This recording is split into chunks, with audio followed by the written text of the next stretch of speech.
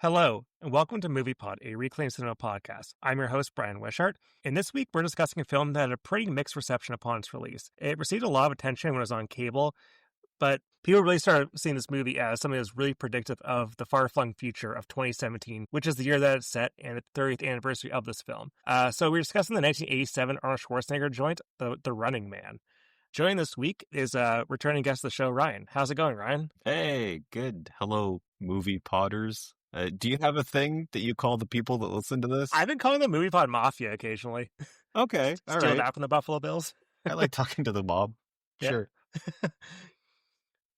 So I texted you about this because if you're listening to the show, I was supposed to have a Phantom Menace episode happening this week, but the guest had to cancel. So this is kind of a bit of a last minute thing. And I was thinking that The Running Man, the new one's coming on the theater. So I was like, hey, who's been on the show before? It'd be interested to talk about this movie with. So I thought about Ryan because I know we've talked about Arnold Schwarzenegger a fair amount and Jesse Ventura a fair amount. You texted me, and that is possibly, as far as I remember, that is the first time I heard that there is a Running Man movie coming out. Yeah, like it came out on Thursday, and like I go to the movies all the time. I've seen maybe like 3 trailers for it, which is like not too much considering how often I go to the movies. I don't know. It's a weird thing. Like, we'll get into this movie, but it's not a thing that I had on my radar as like they'll do a remake of that. They'll reboot that or like try to make it again. Well, this is based on a Stephen King book. Stephen King wrote The Running Man 1982 under the Richard Bachman pseudonym. The book is set in 2025 in dystopian America. Ben Richards, who's Arnold in this movie, he's a man in poverty, signs up for a game show called The Running Man. And the premise of the book and the new movie is that the contestant has to survive for 1 month out in the world while assassins try to kill him. If he wins $1 billion. He can feed his family. People can rat on him in public and get a bonus, which is what the book's about. I've not read the book, but the new one seems to be actually an adaptation of the book, whereas this one is basically just takes the title and the idea of a game show where people die. It also gives Arnie the name Ben Richardson, which is, I love whenever they give him just a normal ass dude name. Yeah, because he's coming off of like Dutch. I think Predator comes out earlier this year.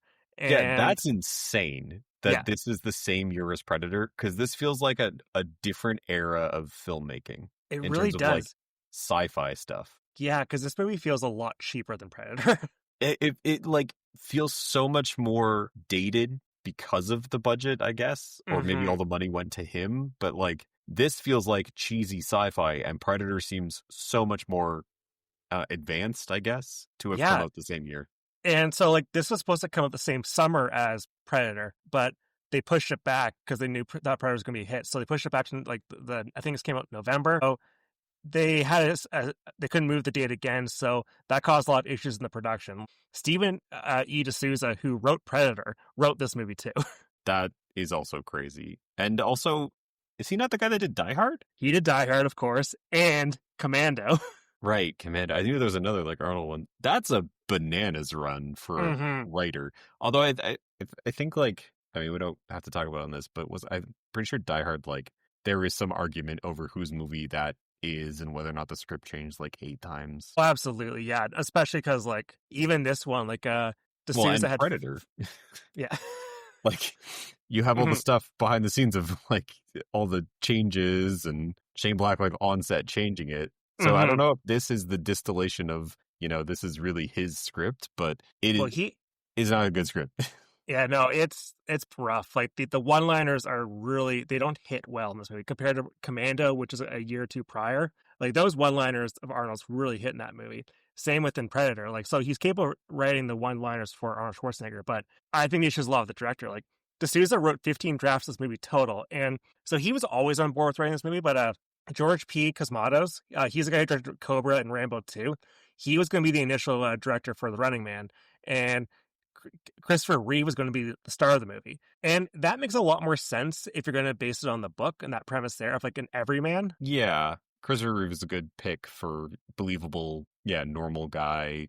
Maybe there's a little more, a little more, I don't know if he's going to make it through this situation, which we can get into in this movie, but that is one of the problems with casting Arnold Schwarzenegger is your like lead guy on the run because it never feels like he is really in danger. Yeah. I think the one exception of that is probably Total Recall, just because there is the kind of question, is it real or not? So that kind of throws a wrench into the whole like Arnold being totally invincible the whole time. But like Arnold I think Total Schwarzenegger, Recall works too because he's so like he doesn't know what's happening, and that's a big part of it. Like it doesn't matter that he's a giant action star fit guy because there's also the whole like I am confused and fish out of water, so it works there. But this is like he drops into the Running Man game show and seems like he doesn't know what it is and has never heard of it or seen it, and yet is just like killing dudes instantly. Yeah, they replaced Cosmatos with Andrew Davis. He's the guy who would go on to direct Under Siege with Steven Seagal, as well as The Fugitive. So he's capable of directing a good movie too. And so Reeve was replaced by Arnold Schwarzenegger, and at this point in time, and production fell behind 1 week. So Davis was fired and replaced by the final products director Paul Michael Glazer, who was mostly a TV director. And I just need to double check one thing here. And also Starsky. Yes, that's what I was double checking. Yeah, he was also Starsky and Hutch. Like, were you double checking which of Starsky and Hutch he was? Yep. I knew he's one of the two, but yeah. So like, this is like a TV journeyman kind of director who's making this movie, and so the producer of this film, Rob Cohen, he's known for being a sex pest. A lot of accusations there. He also directed the first Fast and Furious movie, so he gave us a Dominic Toretto. So thank him for that. And because of this movie got like delayed, they couldn't move it anymore. He specifically hired a TV guy because he wanted someone who could work really fast because they can adjust the date any further. Arnold has said like a few years ago that he did not like this choice because it felt like they're shooting a TV show, and there wasn't all the extra pre-production that you like of the future like James Cameron had when he worked with Arnold on The Terminator for really fleshing out this world. And Arnold said like the earlier drafts of the screenplay, earlier work that was done by other directors, like it had a lot more thematic depth, which like for an Arnold movie, they're not really that deep overall. I can't really think of many that are really deep movies. Like, so not sure what he considers to be a deep film, but it's too bad because I can see, and maybe it's more of a like modern idea, but getting a TV director to do something like this, that's so we are doing a, light satire parody kind of idea of where reality TV is headed. Like if you get a smart TV director that really knows the industry, you could really like some of the Richard Dawson stuff is kind of getting there in this. And I think that's more him. Because that's a slam dunk casting right there. Because you get a guy who is a TV host to be a nefarious TV host. And like, sounds he might have been nefarious behind the scenes as well, but like it is such a good casting because it really makes it feel like it could be a TV broadcast in a way that a lot of the production design doesn't really make it seem, because it just feels like we need to talk about the show The Running Man in as depicted in this movie. Yeah. Because the parts minus Richard Dawson are awful. Because like it's so weird because like they're constantly being surveyed. Like the geography for this film makes no sense whatsoever. It's very confusing where they are a lot of the time. Like the game zone seems to be just out in like some ruined part of the city, which the resistance can easily get in and out of without much difficulty. And well, it's 400 square blocks. They say that like 8 times. And it's the part of Los Angeles that was ruined in the 97 earthquake. So that just means 80s sci-fi. We are in a like junkyard with cement everywhere, which, okay. But then also there's a hockey rink. Yeah. Yeah. So like when doing that, because like that's like actually a pretty like interesting concept for an action scene. But like, do they have guys like, a Zamboni down there getting the whole thing ready? Like it's very dream logic of just now we're in the next area. Or Escape from New York. Escape from New York feels like a lot more just like, Escape from New York is like, okay, well, like we have New York City to play this. So like, what if we have like, the train station? What if we have a theater? We have like New York landmarks. This is kind of just like, we have a dilapidated, like generic 80s dystopian city. Let's just have people running around it. You're right. It's more Escape from LA. Exactly, yeah.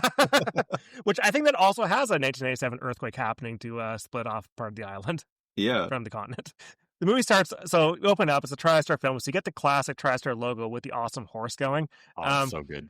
and it's like Arnold Schwarzenegger is in giant text. And then we see a bunch of very goofy computer generated men running in a line. Who are kind of beefy. They're very beefy. Yeah, you can tell they're supposed to be Arnold. And this is the running man.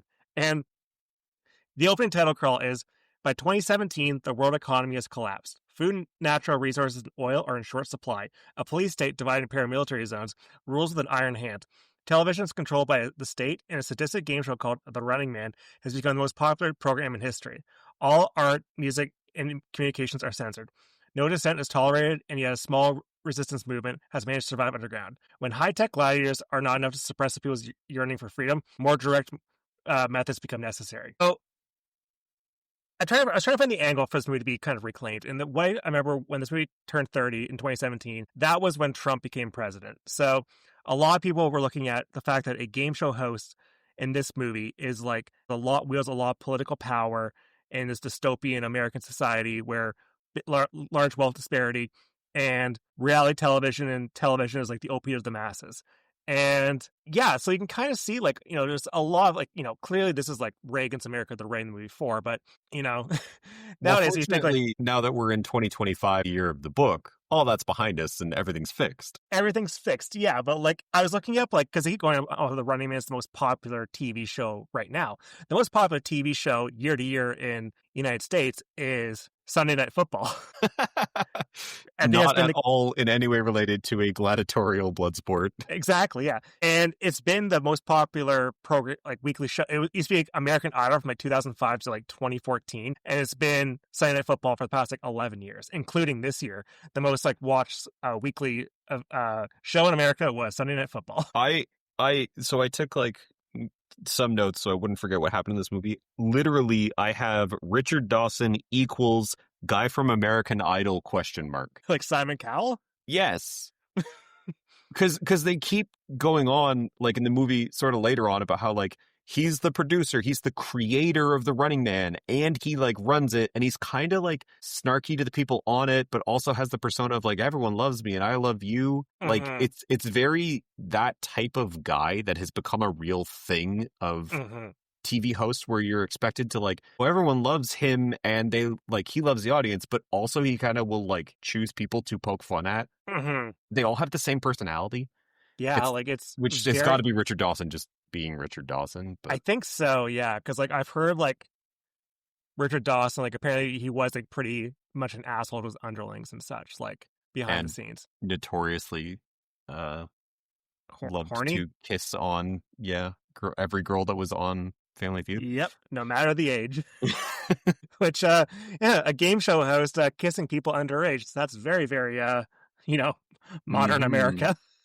Well, and with because like, and football is the most popular. The only thing I can keep thinking every time it cuts in this to the guys doing the like prop bets on the big board in the ruined society, it's FanDuel, like 100%. Yeah, I also noticed about it later on too. Just how ever present, like even I was reading this article in like 2017, right around, it was the day of the Trump inauguration, and talking about how The Running Man was very like, this is what 2017 is like, and that was like talking about in 2017 about how sports gambling is kind of sort of starting to take over a little bit, because that was starting to just chip in here and there. And 8 years ago, like compared to now, where like you see FanDuel ads nonstop, you can't escape gambling stuff at any sports broadcast at all. And not to super date this to a specific time, we are seeing the tail results of a major betting scandal in the MLB. There was the previous one in the MLB, like last year. So it also ties in with the Running Man is a game show. Like, people are betting on it like it's a sporting event, but it's a game show, so it's rigged. I mean, you have to assume already. Like there's so much stuff in that there's all these guys throwing cash at it because there's and they're standing in rubble. Like there's nothing to do except bet on the Running Man. Yeah, in sort of the area they live in. Yeah, which is like people do now. Like there's I think I saw this one stat where like men in their 20s and 30s, like 10, 15 years ago, they would spend that money on investments, and they spend that same amount of money on gambling now.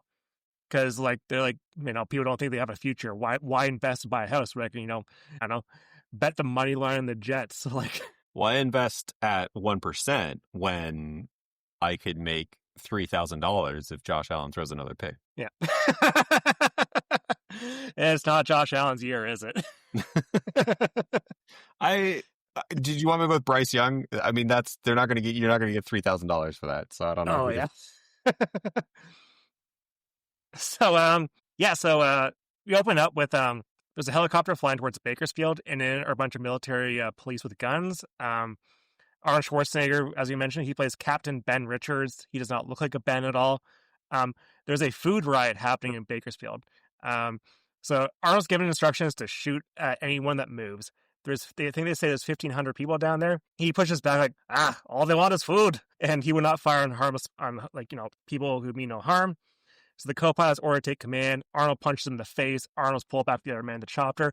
We get Arnold like, which is always the best. A lot of this sort of the Conan era, like camera down at Arnold with his arms over his head as he's hanging out the helicopter going constantly. I think Arnold's one-liners are not delivered well in this movie, but anytime he was like, it's always the best. Like those seem so much more genuine. Mm-hmm. Yeah, absolutely. He's really phoning in the one-liners in this, but the grunts and when he gets hit and gives you like a good is really he's selling those. Yeah. I'll see you in hell. He gets knocked up with the butt of the gun. And like we see this footage a lot in the movie, this whole scene, like re-edited, rebroadcasted. And so when we see it later, like to spoiler, when we see the later one of the unedited, they show you so much of that. Mm-hmm.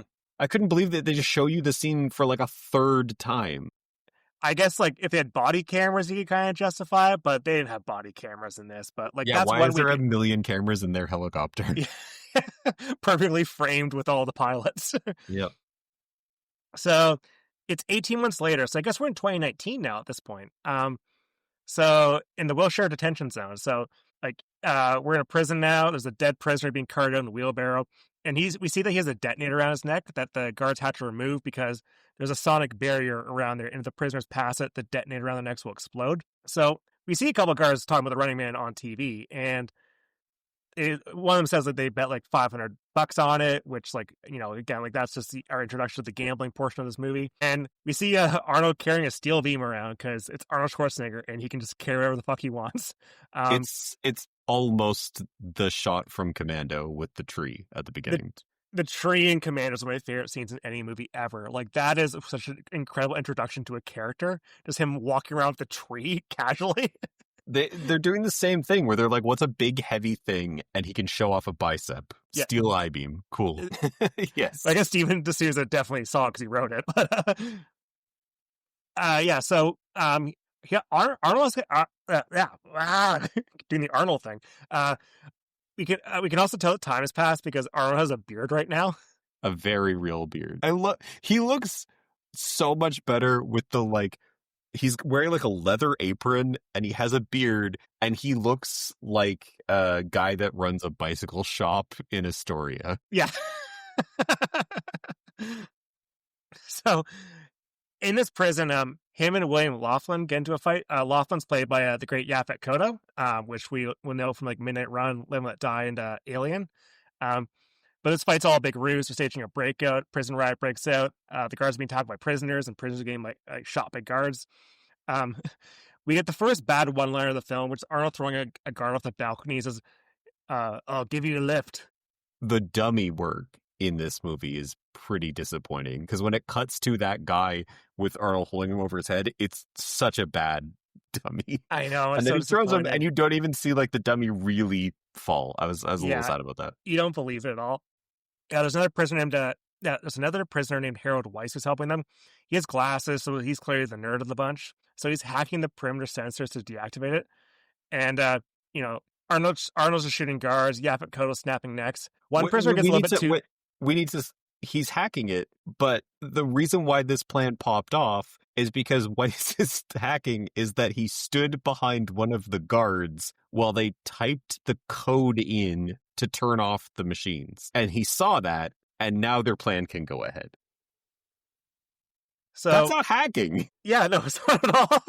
It's just remembering the numbers. Yes, yeah, but I guess I always assume any guy with glasses on a computer in the 80s is a nerd who's It seems hacking. like they put so much planning into this plot, and yet also we're like, well, I guess we could just do it today. Yeah, you may as well like, oh shit, we can see the guards' keys. Let's just try and grab them. It's the same idea. Like, yeah, they just grab the keys and then they're like, all right, everyone, start shooting. The funniest part of the sequence is that one prisoner gets so eager, he tries to escape before the fence is deactivated. Chico! He just runs and runs. His head explodes, which looks only okay. Like I was expecting that the head pops up. You see a little head explosion, but like it still looks kind of cheap. But the best part is like literally less than 2 seconds later, the fence is deactivated. Everyone escapes. It keeps like cutting back to Arnold being like, Chico, no! Yeah. The guy like running away. And when his head blows up, the little like dummy body keeps running for a couple steps, which I thought was very funny, but also like good. Yeah. Like it's a great like little thing. But yeah, there's no, and then they just turn it off. And the reason why he couldn't turn it off is that he keeps typing the code in and it's just not working. Mm-hmm. But he's like, there's no real explanation for why typing the code another time makes it work. It's just like they wanted to have that scene. Like it's that scene in every movie like this where there's the bomb detonator around someone's neck where they have to show it blow someone's head up so you know that it blows someone's head up. Mm-hmm. And they didn't find a good way to do that. But to be fair with the code, though, every time I try to enter my garage door code, I fuck it up all the time. Like, even when I get the numbers in place, but I squish the buttons good enough that like it doesn't open right away. It's doing that thing where it's like, enter password, you put your password in, it says it's wrong, you're like, all right, fine, enter a new password, and then it says, cannot be the same as previous password. Yeah. Weiss is he's just fat fingering every key as he tries to take it in. That was his problem. Just his fingers were too fat. So, yeah, we cut to Los Angeles, and there's a lot of matte paintings to show like how futuristic and built out the city is. Like a lot of like taller buildings, like don't look too 1980s. That Los Angeles where it's the slums in the foreground, like where like I think that's where the betting is happening later, and it's all like sort of and then there's the gigantic sort of triangular shape like buildings and everything. Blade Runner is happening over there off screen. Yeah. The buildings have Blade Runner vibes 100%. Yeah. And it's even like it's literally like there is a line and it's like, here is the slums and then there's Blade Runner on the other side of the fence. And like even has like the giant screen there. People are watching like Blade Runner. Spotlights shining up at nothing. Yeah. So say like 2017 Los Angeles. So I was looking up how LA was doing as a city for sports that year. So this is Sean McVay's first year as head coach. Is this dystopian 2017? Eric Goff's about to have a Pro Bowl season, and Todd Gurley still had some knees working, and he won Offensive Player of the Year. Yeah, the Rams are turning it around. The city's still not going to their games, but they're turning it around. Yeah. Also, Sunday Night Football is the most watched program, like TV show, regularly week to week in 2017. The most watched single TV broadcast in 2017 was Super Bowl 51 with the Atlanta Falcons versus the New England Patriots. Oh no! Oh no! So that was the running man of 2017, the most popular show to watch. Tom Brady was the Arnold Schwarzenegger of the Super Bowl. I'm sure a lot of Atlanta fans probably like, fuck it, I'm gonna like put those explosive detonator collars on my neck and run in like just like Devonta Freeman couldn't. Man, talk about like losing money on a sporting event too. God, yeah. There's tons of people in Atlanta like waving cash at a guy in front of a big sign and then losing their houses. I remember seeing so many like on Twitter, like back when Twitter wasn't as awful, like people posting after the Super Bowl, like, oh, like I just bet like Falcons are up by like 25. I'm gonna bet like $10,000 on them, like $100,000. Like, oh, you poor bastards, you idiots. Not even getting like good odds on that. I know, right? Like, what are you thinking? So, as we see this matte painting there, there's a broadcast going on. There's a woman speaking, and she's talking about how there's a midnight curfew going on. It's also October recruitment month, which means you earn a double bonus for reporting a family member for suspected crimes. So, again, slightly prophetic of what is happening right now. Oh, God, yeah. 100%. Yeah, like... Well, like hell, like even this is like a couple years, 2017, like it's a couple years after, remember Stephen Harper tried to open the Barbaric Cultural Practices Hotline in Canada? Oh, yes. For you to report your Muslim neighbors for being Muslim. Like, yeah, what a good time. Yeah, so like, again, we're talking about America a lot because it's an American movie, but Canada has its own issues too. We'll probably have our own equivalent of the Running Man soon enough. Anywhere there's people on that side of the spectrum, there's going to be problems because they want the Running Man to exist for real. We also see our heroes trying to run into the city, and in a city that they find a Mick, who's played by Mick Fleetwood, as well as a guy named a guy whose name is like Steve, played by Dweezil Zappa. The They're part of the weirdest pairing. Resistance. Pardon? The weirdest pairing. Yeah, it's so bizarre. It's such weird casting because they're part of the Resistance, so they're asked to remove the explosive collars on their necks. Arnold gives like a pretty big little bit of dialogue here, a little about how like he wants to make a difference and tells like the Resistance guys like, oh, you basically put up or shut up, because Mick Fleet was being pretty cynical about like, you know, fighting back. But Arnold is really stumbling over a lot of these words. Like before this is like Terminator, Conan the Barbarian, Commando, Red Sonja. So it's not movies that require a lot of like back and forth dialogue. It's a lot of quippy things. He gets better as time goes on with his mastery of the English language. Like, you know, things like, you know, Jingle All the Way, Twins, Junior. They're very talky movies. But I wouldn't say Predator he's not having good dialogue scenes in, and that's the same year. It just seems like this movie he is not taking as seriously. Yeah. I think Starsky is a way worse director than John McTiernan. True. Yeah. That does not help. Yeah. I think Starsky might be better doing his taxes than it wasn't taxes Mctiernan's best work. It was wire Wasn't fraud. hiring someone? Yeah, it was wiretapping. Wiretapping, yes, because over the people were trying to fund a rollerball. And also I think something also to do with his like divorce hearing or something. Yeah. Imagine going to jail for the rollerball remake. That is the funniest way a director's literally gone to jail. Directors don't go to jail for funny reasons, to be fair. Yeah. Some of them don't go to jail at all and flee to France, but yep. you know. Yep. We see a car drive out to like a big building with more triangle shaped buildings. And it's the studio where the Running Man is filmed. And out of the limo emerges Richard Dawson, who plays Damon Killian. Dawson was the host of Family Feud at this point in time. He was also on Hogan's Heroes as well, so he's also an actor as well. Killian is the creator and host and producer of the Running Man show. He puts himself off as an asshole right away too. He trips over a janitor mopping. He's like, "Oh no, it's okay, Mr. Janitor. Keep on mopping." And then we get in the elevator. He tells his assistant that like if he's not fired at the end of the week, you'll be mopping the floors instead. Mm-hmm. It's classic, shithead rich guy. Like as soon as he's out of view of the public, then he becomes like who he actually is. And like we've heard similar stories of like, you know, people like Steve Harvey demanding no one on his set of Family Feud make eye contact with him. And also like, you know, Ellen DeGeneres just being her in general, her being like the nicest person on the stage and then being a total asshole to everyone who works under her. Like it's very, very like, I think the reason why Richard Dawson's so good in this movie is probably because like he is that person. Yeah, he's just not acting, or at the very least he knows all these people. Mm-hmm. So he's just being everyone that has like not even because what he's being is people that don't even have that much power. They just have control over a TV show, but he's like the worst version of it ever because he has somehow extreme power. He's like contacting the president's agent later and talking to the attorney general and shit. Which is, it's funny that the president has an agent, but at the same time, the current American president 100% does have an agent because he also tried to act and he was the host of The Apprentice. Well, and the president in the 80s had an agent. Oh, right, yeah, Reagan, yeah, of course, yeah. Like long you acting. You have to have an agent if you want to book jobs starring in films with monkeys. Yeah. You know what's also the crazy thing, too, about Donald Trump and the connection with this movie is that, so Donald Trump left doing a Celebrity Apprentice so he can become president, but his replacement on the Celebrity Apprentice, they tried for one more season. His replacement was Arnold Schwarzenegger. That's so weird. I don't even remember that. Yeah, and it was the third Jonas brother everyone forgets about, Kevin. Yeah, Kevin Jonas won Celebrity Apprentice that year. Well, good for him. Yeah. Was he up against the other Jonases? I think any other Jonases were. I think maybe they brought Gary Busey back again. I think that's gotta suck to be the only Jonas that has to go on The Apprentice. There's also, you gotta remember, there's Frankie Jonas, the bonus Jonas. I don't have to remember that. You can't make me remember the Jonas brothers' names.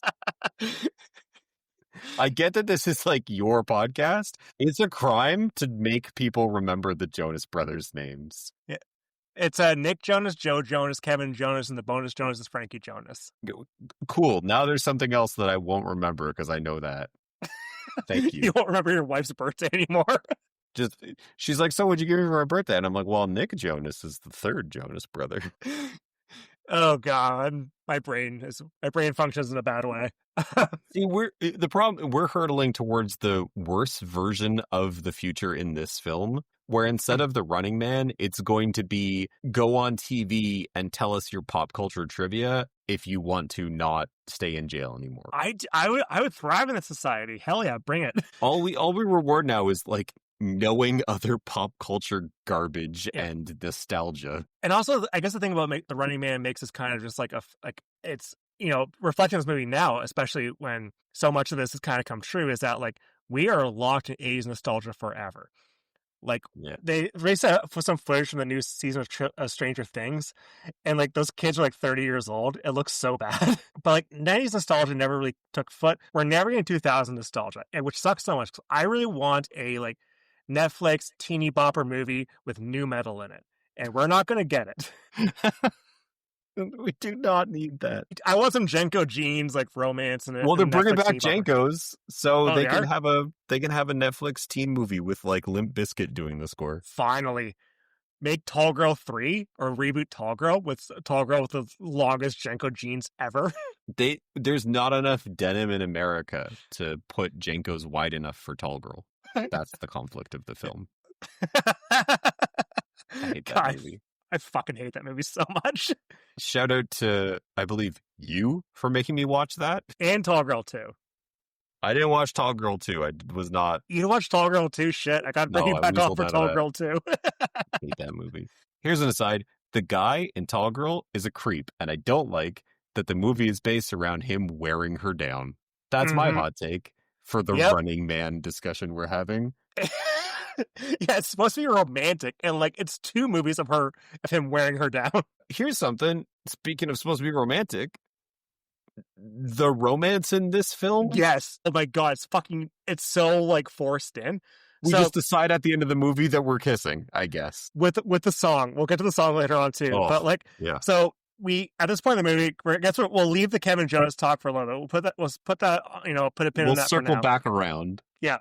So Arnold like has like these overalls on and a very dumb looking yellow hard hat. He's entering a building. And a Gold's Gym shirt he was just wearing when he got on set. Yeah.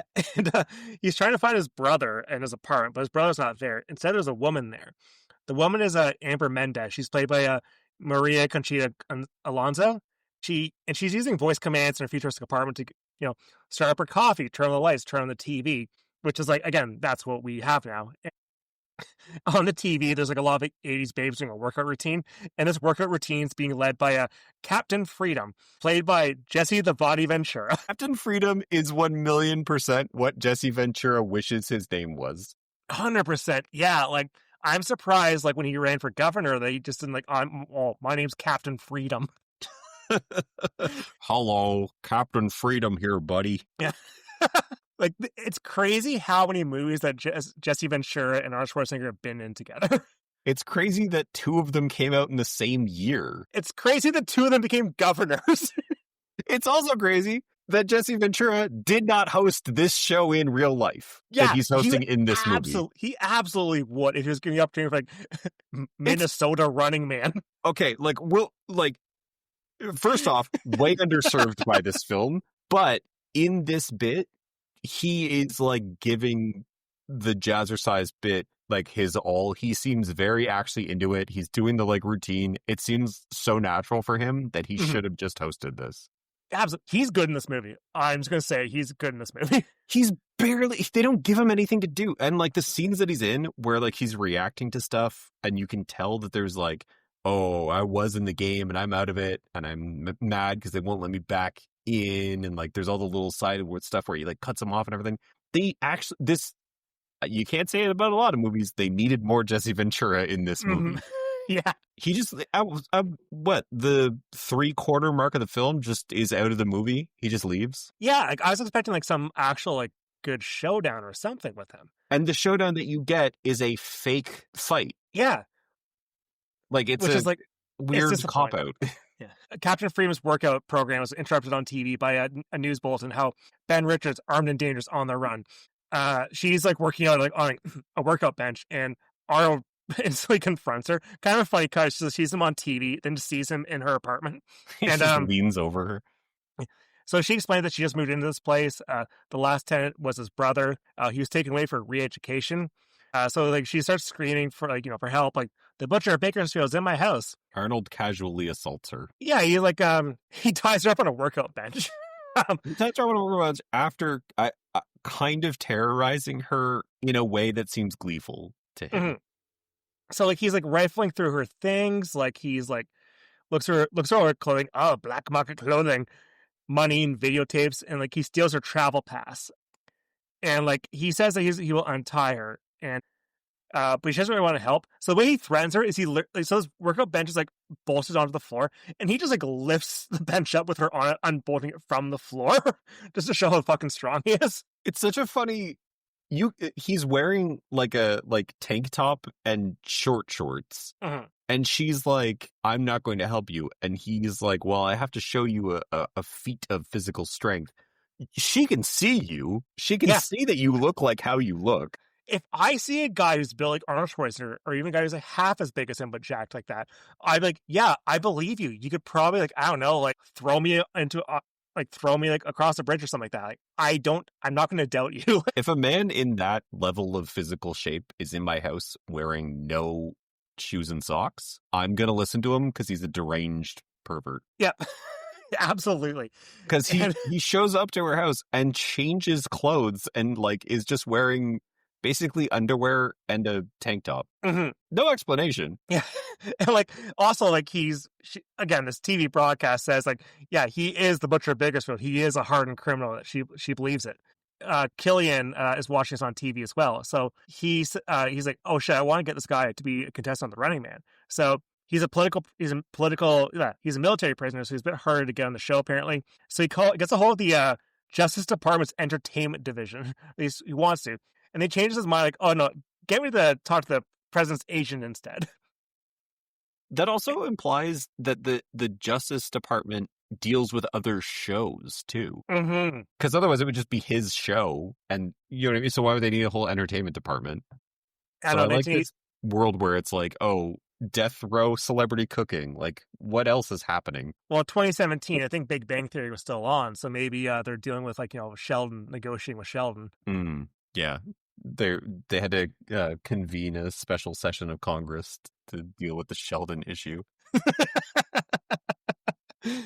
So, or if Big Bang Theory wasn't on, so young Sheldon was on, so the Sheldon issue was a long time problem. Well, we didn't know that he could be defeated by young Sheldon yet. Not yet, no. The heady days of there only being one Sheldon. Yeah. Now there are two of them. Now there's two Sheldons. So in her apartment, he takes her travel pass, and did you notice he's going to flee to Hawaii? Like that. I don't know what's going on there. That's going to get him out of this whole situation. He just has to leave the state, I guess, or Hawaii is a different country. Yeah, like because we only hear about Americans, we only hear about other countries and what they're up to. Like, I don't know. I would flee to a place with doesn't have an extradition treaty or something. I wouldn't flee within the country itself. Yeah, but yeah, he's gonna. Hence why he's dressed how he's dressed in the next scene. But yeah. So the two of them are like trying to get through travel security at an airport, and Arnold has a Hawaiian shirt on and like a dumb white hat, and they using the travel pass to get through security. Like one guy there. So at the airport, the voiceover says that the flights to like Pretoria and Mandelaberg are delayed. So it's making up places now, or I mean, I feel like if you were going to name a place in South Africa after Nelson Mandela, you wouldn't come up with Mandelaberg, but yeah. Okay. Is that what Johannesburg is named now? Did they change it? Like, what is going on? Yeah. That is like pretty bold for like a apartheid era movie to call it that, though. Yeah, they're shooting their shot quietly in the background. very quietly. It was a Yeah, very I quietly. missed that line too. They get through one guy's security gate. Amber just punches Arnold in the nuts and screams, "It is Ben Richards!" And so the police are after him, and Arnold's just running down the runway. I'm not sure what his big plan is, but he's getting chased by cops and motorcycles and like in a truck, and he gets shot with a net and gets tangled up. He's apprehended and brought to the TV station. It's net And gun. Come on, you gotta love a net gun in any sci-fi thing. yeah, he's captured. He's brought to the TV station, and he's brought to like a little interrogation room at the network. Killian is on the other side of the glass. I was like, I know you. You're the asshole on TV. And Killian asked Arnold to volunteer, quote unquote, to be on tomorrow night's episode of The Running Man. Fuck you, Arnold says. And Killian shows Arnold a feed of his two buddies from prison. They'll be killed if he doesn't do The Running Man show. So he agrees. He passes a physical, gets knocked out by some gas. And meanwhile, Amber is back at home watching TV. She sees the news broadcast of Arnold being arrested at the airport. But part of the broadcast shows the ticketing agent that they sneak past is dead, and says like, "Oh, and Ben Richards killed this guy," and like, "Oh shit!" Like clearly, like, she's like, "But that's not true." So clearly, these guys were killed for their failures of like letting them pass. So he starts feeling some also regret. to set up, Ben is a hardened criminal. Mm-hmm. They're already trying to like myth make him for the show. Mm-hmm. And then this part rocks. The newscaster says, "And now back to climbing for dollars." Which this show is so much better than The Running Man. I would watch the show all the time. So the show rocks. Okay, climbing for dollars. It is a guy who has to climb a rope, and there's a bunch of Rottweilers biting his ankles as he's trying to reach like stacks of dollar bills. I assume this is what that guy on YouTube is doing. Mr. Beast? Yeah. Oh, do not show Mr. Beast The Running Man. He will do this. I just assume climbing for dollars is basically every Mr. Beast episode on YouTube. Yeah, that guy's fucking... that guy is like... Yeah, he would... If you're going to actually remake Running Man, I think Coleman Domingo plays him in the new movie, but like it should be a Mr. Beast type if you really want to be this movie of like 2025. Just a grinning man with dead eyes. Yeah. So Arnold is he's shown his court appointed agent while the show is about to start, and the Running Man broadcast is finally beginning, and so it's a bunch of 80s babes dancing. It's a huge spectacle. There's a bunch of pop music blasting. There's a guitar wailing. Paula Abdul actually choreographed all the dancing in this movie. Okay. Yeah. Good, I guess, because like the dancing's good, but it does get me to my feeling of if you follow along with what they're showing on television and not so the movie's intercutting with like Arnold behind the scenes, and then they're cutting to like these outside interviews or like the guys showing up that are the stalkers that you're about to see. Like all that stuff is sort of happening all at once. But if you actually look at what they're saying the broadcast is, it seems to be at least 10 uninterrupted minutes of women like in aerobics outfits dancing. Yeah. That's it. That's the beginning of your show. Yeah. It's like pump it up with Sue and the Substance. Like it would probably get boring after a while. It's so long.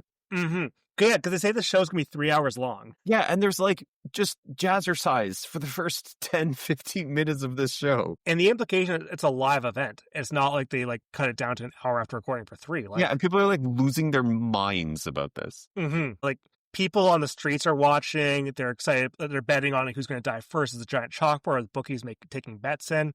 It's a big yuppie party. Mm-hmm. And some of the one of the stalkers, Buzzsaw, he comes in. Like the crowd's going nuts for him. And the guy who are like stalkers are the ones who are going to be chasing down the Running Man to kill him as part of the sporting event. And so Amber's job, she's a jingle writer for the network, so she works at the studio. So she shows up to work, as the show's going on, and she sees Ben Richards in the hallway, and her call. This is probably one of the most insane parts of the movie. This conversation is absolutely crazy. Yeah. Oh, you're lucky he didn't kill you, or rape you and kill you, or kill you then rape you. And she raises her eyebrows as if she's aroused by the concept of it. Which is bad enough. But the movie implies that Amber looks at him and she goes like, yeah, he could have done anything, but he didn't. As if the movie is saying, hey, he didn't rape you, so like, pretty good of him, right? What you a know nice he's a good guy now. Yeah. What? Fucking nuts. Fucking nuts. So insane that's your like how you convince her that he's not a monster. Yeah. Like, you already put the thing up that she knows that he didn't kill the guys that they're claiming he killed on the news. And then she has a conversation where a woman's like, yeah, and also you weren't assaulted. And she's like, yeah, what a good dude. What the fuck? That's pretty much the romance of the movie just there, because there's nothing else between them to suggest any further attraction or like growing to appreciate one another. I think they don't have a conversation ever again in the movie beyond screaming while almost dying. Yeah. Hey, but I don't know. He didn't rape me, so I don't know. Kiss him. Yeah, and he could have. Don't forget, he could have. It's a thing we're stressing for some reason. God. It's so upsetting. It's so bad. And so unnecessary. Like, there's a million better ways to do that. Yeah. Oh, God. She's not a character. Like, this movie gives her this actress no favors at all. The movie doesn't give anyone anything to do. And apart from Arnold, who doesn't even really get that much to do, in the sense of a lot of the fights and stuff that are coming up are pretty quick. Two of them end the exact same way. Yeah. Pretty much. Yeah. And they're not like clever or creative in how he's sort of dispatching his opponents after like the first, you're like, I get it. Like, like Richard Dawson is getting to kind of ham it up, but that's it. Mm-hmm. Yeah. At this point, like he's hyping up, Dawson's hyping up the crowd. They're so into the show. We're Concert Mine is the #1 show in the world. And so like he does some audience interactions. So he brings the microphone up to some person in the crowd there and talks to them, like gives them away prizes and talks to them like who they want, like enjoying their night, enjoying the show. They're doing crowd interaction. Price is Right. Where they announce someone's name and they bring them up on stage and do a little like fan thing and give them prizes throughout the course of the night. Yeah. So like, an old lady's really hyped to be called up by Dawson. Dawson offers a kiss her. He's like, tongue, which like Dawson's probably kissed her with a tongue on Family Feud. Yes, 100%. Which I wasn't sure if that was just him joking or if it was supposed to be like part of also the weird society where there's no art and everything is censored. Yeah, I'm not sure. Oh, that's a good point. Yeah, I didn't think of that. Yeah. Because he swears in the broadcast. Mm-hmm. Right, yeah. It's very weird. And also people are getting murdered, but also like, again, like, 80s society, today's society, like, you can have as much violence as you want on TV, but like no kissing allowed. Yeah, it is very fitting for the weird puritanicalness of American Spider-Man TV. and his girlfriend can't even hold hands in a movie. They have to like just talk about liking each other. Yeah, well, he also physically can't hold hands because then he wouldn't be able to let go of her hand. That's a good point. Maybe it'd be Tom Holland too much flack. Maybe that's just why there's no chemistry between them, because like, if they were to kiss on screen, then like, his lips would get stuck to her. How's he going to get out of that one? Yeah. Let's call Tony Stark up for some help. Tony Stark has been stuck to a woman. Don't worry, he knows how to get out of that. So the security guard that's escorting Arnold through this whole sequence is played by Sven Leif Thorson, who is like Arnold's real life friend, and he's been in 15 movies with Arnold Schwarzenegger. Often as a stunt guy, but he's an actor in most of them. Like he also is such a weird. He gets like a big moment at the end of the movie for not getting anything else to do through the entire rest of the movie. Yeah, he has like 3 scenes: introduction scene, a scene where he has an interaction with the villain, and then like a hero moment at the end, which is strange. He's set up as Richard Dawson's heavy, but he doesn't really get to do that. Yeah, like it would be nice if like there was like he threw like a crazed fan like out the door for like trying to break into the studio or something like that because they love Richard Dawson so much. Yeah. Like show him or show that he's the one that catches Amber later. Yeah, there's threatens her or whatever. Yeah, there's so many ways they could develop these side characters a lot more. Yeah. So as point of the broadcast, the crowd showed a very modified video of the Bakersfield massacre. Where he's said to have killed 60 men, women, and children. It's all the same footage we saw before in the movie, but edited differently. So like Arnold's like, oh, the crowd's the people someone else is like, oh, the crowd's unarmed, and Arnold's like, oh, what the hell with you? And like the crowd's so disgusted. They see all this extra footage of like helicopters like just blowing up apartment buildings and such. Like it's very much the no, Mr. Simpson, a dog is a living creature. 100%. Yeah, it's like. Yeah, so the crowd absolutely despises this footage there, so they're trying to get everyone to root against, Schwarzenegger here. They do a cool thing with this, where so they show that footage and everyone starts booing, and that's when they bring him out.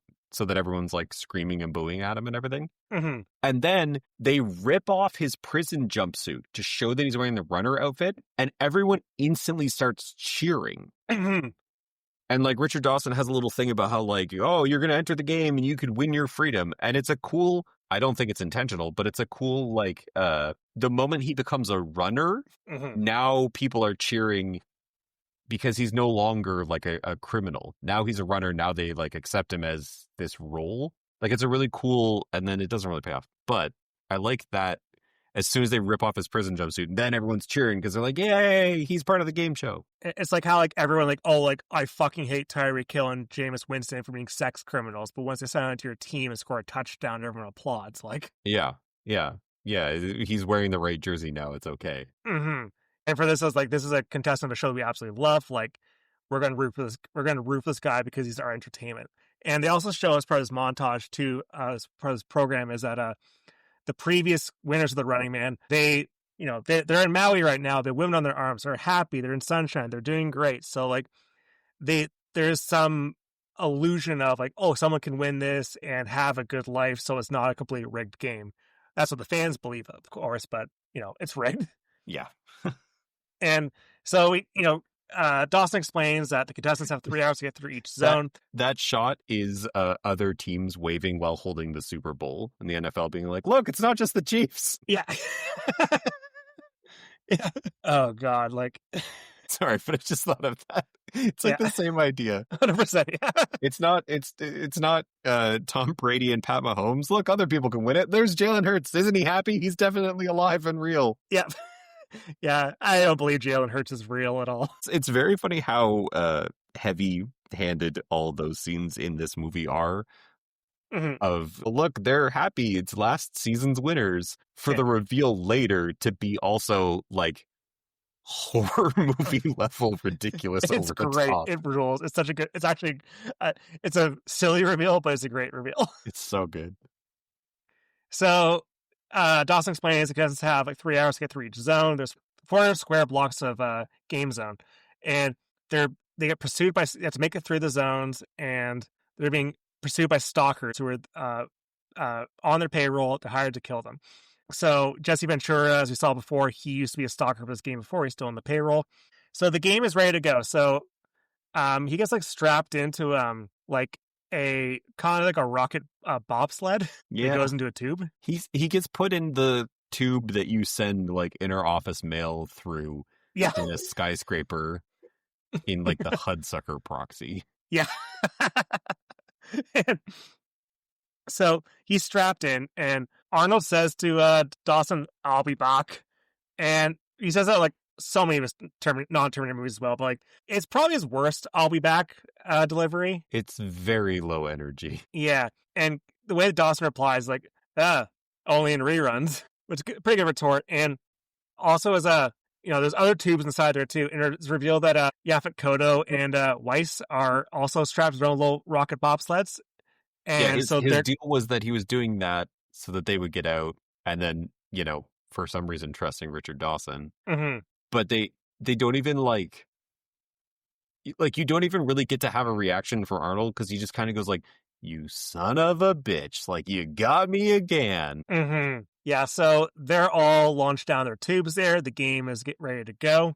So an audience member is asked, like, hey, like, who do you want to be the first stalker to chase them down? And so the crowd in the streets start taking bets on who the next stalker could be and everything. And so this woman says, oh, I like my men big and cuddly, so I'm going to pick Sub-Zero. So Sub-Zero is played by the wrestler Professor Tanaka. So, of course, he's introduced by a woman banging a gong. Also introduced as Professor Sub-Zero. Oh, yeah, like, what's he the professor of? I don't care. Yeah. Anything. Like, it just rules that he's Professor Sub-Zero. Yeah, that'd be so good for, like, football. Like, oh, yeah, like, I don't know, Professor Matthew Stafford. Like, oh, also, is this, because this is Sub-Zero. Charlie's mom picks Sub-Zero. Is that Charlie's mom? That's Charlie's mom. Holy shit. Wow. She's just a big Sub-Zero fan. Man, I didn't realize it was her. Shit. I like, they do a good, because there's like all the people betting on who she's going to pick. And it's like the game show itself is aware of the illegal betting around it to the point that they bring a person out, like an audience member, to randomly pick who it's going to be. And like, oh, we're going to count down from 10 and then they're going to give their answer. Like the game show is gamified in a way to support betting. Like it seems very like set up to have like moments throughout the show that you could bet on. It seems very intentional in the world of the movie. Like, I don't know if it's actually supposed to be, but it's very funny to think of, like, yeah, no, it seems like it is built for prop bets. 100%, yeah. Like, you can do, like, same-game parlays of, like, oh, it could be a Dynamo with a kill in under 40 minutes, like... Yeah, you're picking your stalkers and your time or your method, you know. So, Professor Tanaka, he's a pretty huge dude. He has a big metal codpiece, which is, like, really funny, and he has a giant hockey stick with serrated blades on it. He has a knife-edge goalie stick. Yeah. So he slices the gong in half to prove his strength there. Meanwhile, Amber is snooping around the audio department, and she finds the tapes of the raw footage. So she locates the Ben Richards Bakerfield tape, but some shadowy figure apprehends her, and we get back to Arnold's gone down the tube and everything. It's a very long, cool sequence of him like going down these tubes, like, you know, like bobsledding. Him and the other men, they emerge in the game zone, and men in leather jackets are starting to corral our heroes to a specific zone. And yes, they slowly chase them on dirt bikes. Yeah. The zone that they are put into right away is an ice rink. And they're all like, okay, I do have a problem with the movie for this bit. They're all like, oh, it's so cold, and they're like walking into an ice rink. None of the three of those guys have ever heard of the Running Man. Yeah, it's like they're so dumb with it too. Like, because like they do play it as if like this is the first time they ever heard of this game before, but it's the most popular game show in the world. Like, you would at least have heard there is a guy that kills people in a hockey rink. Yeah, absolutely. Like you don't need to watch soccer if you walk out onto a soccer field to be like, hey, this looks like a soccer field. Yeah, it's clumsy. So it's so weird. So Sub-Zero, he has full goalie gear on. I'm sorry. One more time. I am gonna have to insist that you refer to him as Professor Sub-Zero. Sorry, Professor Sub-Zero. He didn't get his doctorate in hockey for you to disrespect him. His doctorate in lethal hockey. Specifically lethal hockey. All right, because he has pucks. I forgot. He really is a hockey player. Yeah. So Professor Sub-Zero has full goalie gear on and the pads and everything. He's checking our heroes into the wall and everything, and he captures the Weiss and wraps him around his stick and shoots him into a retractable hockey net that just closes in on him like a cage. A hockey net mouse trap. And Arnold tries to save him, but Professor Sub-Zero slaps an explosive hockey puck at him, so it causes Arnold to dodge away. He pulls an explosive hockey puck off of himself somewhere out of a pocket and shoots it at Arnold, and it blows up near him or something. Yeah. It's very confusing.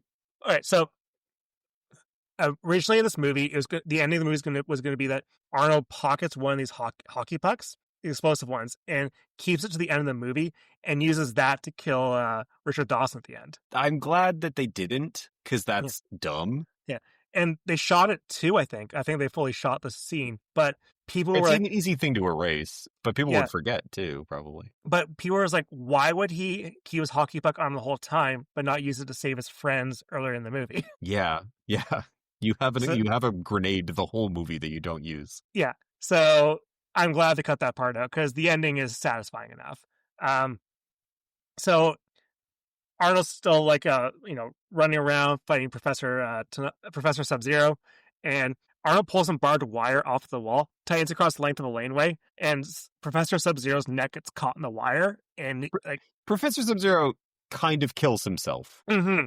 He just skates right into it. Yeah, and so he dies. He's bleeding on the ice and everything.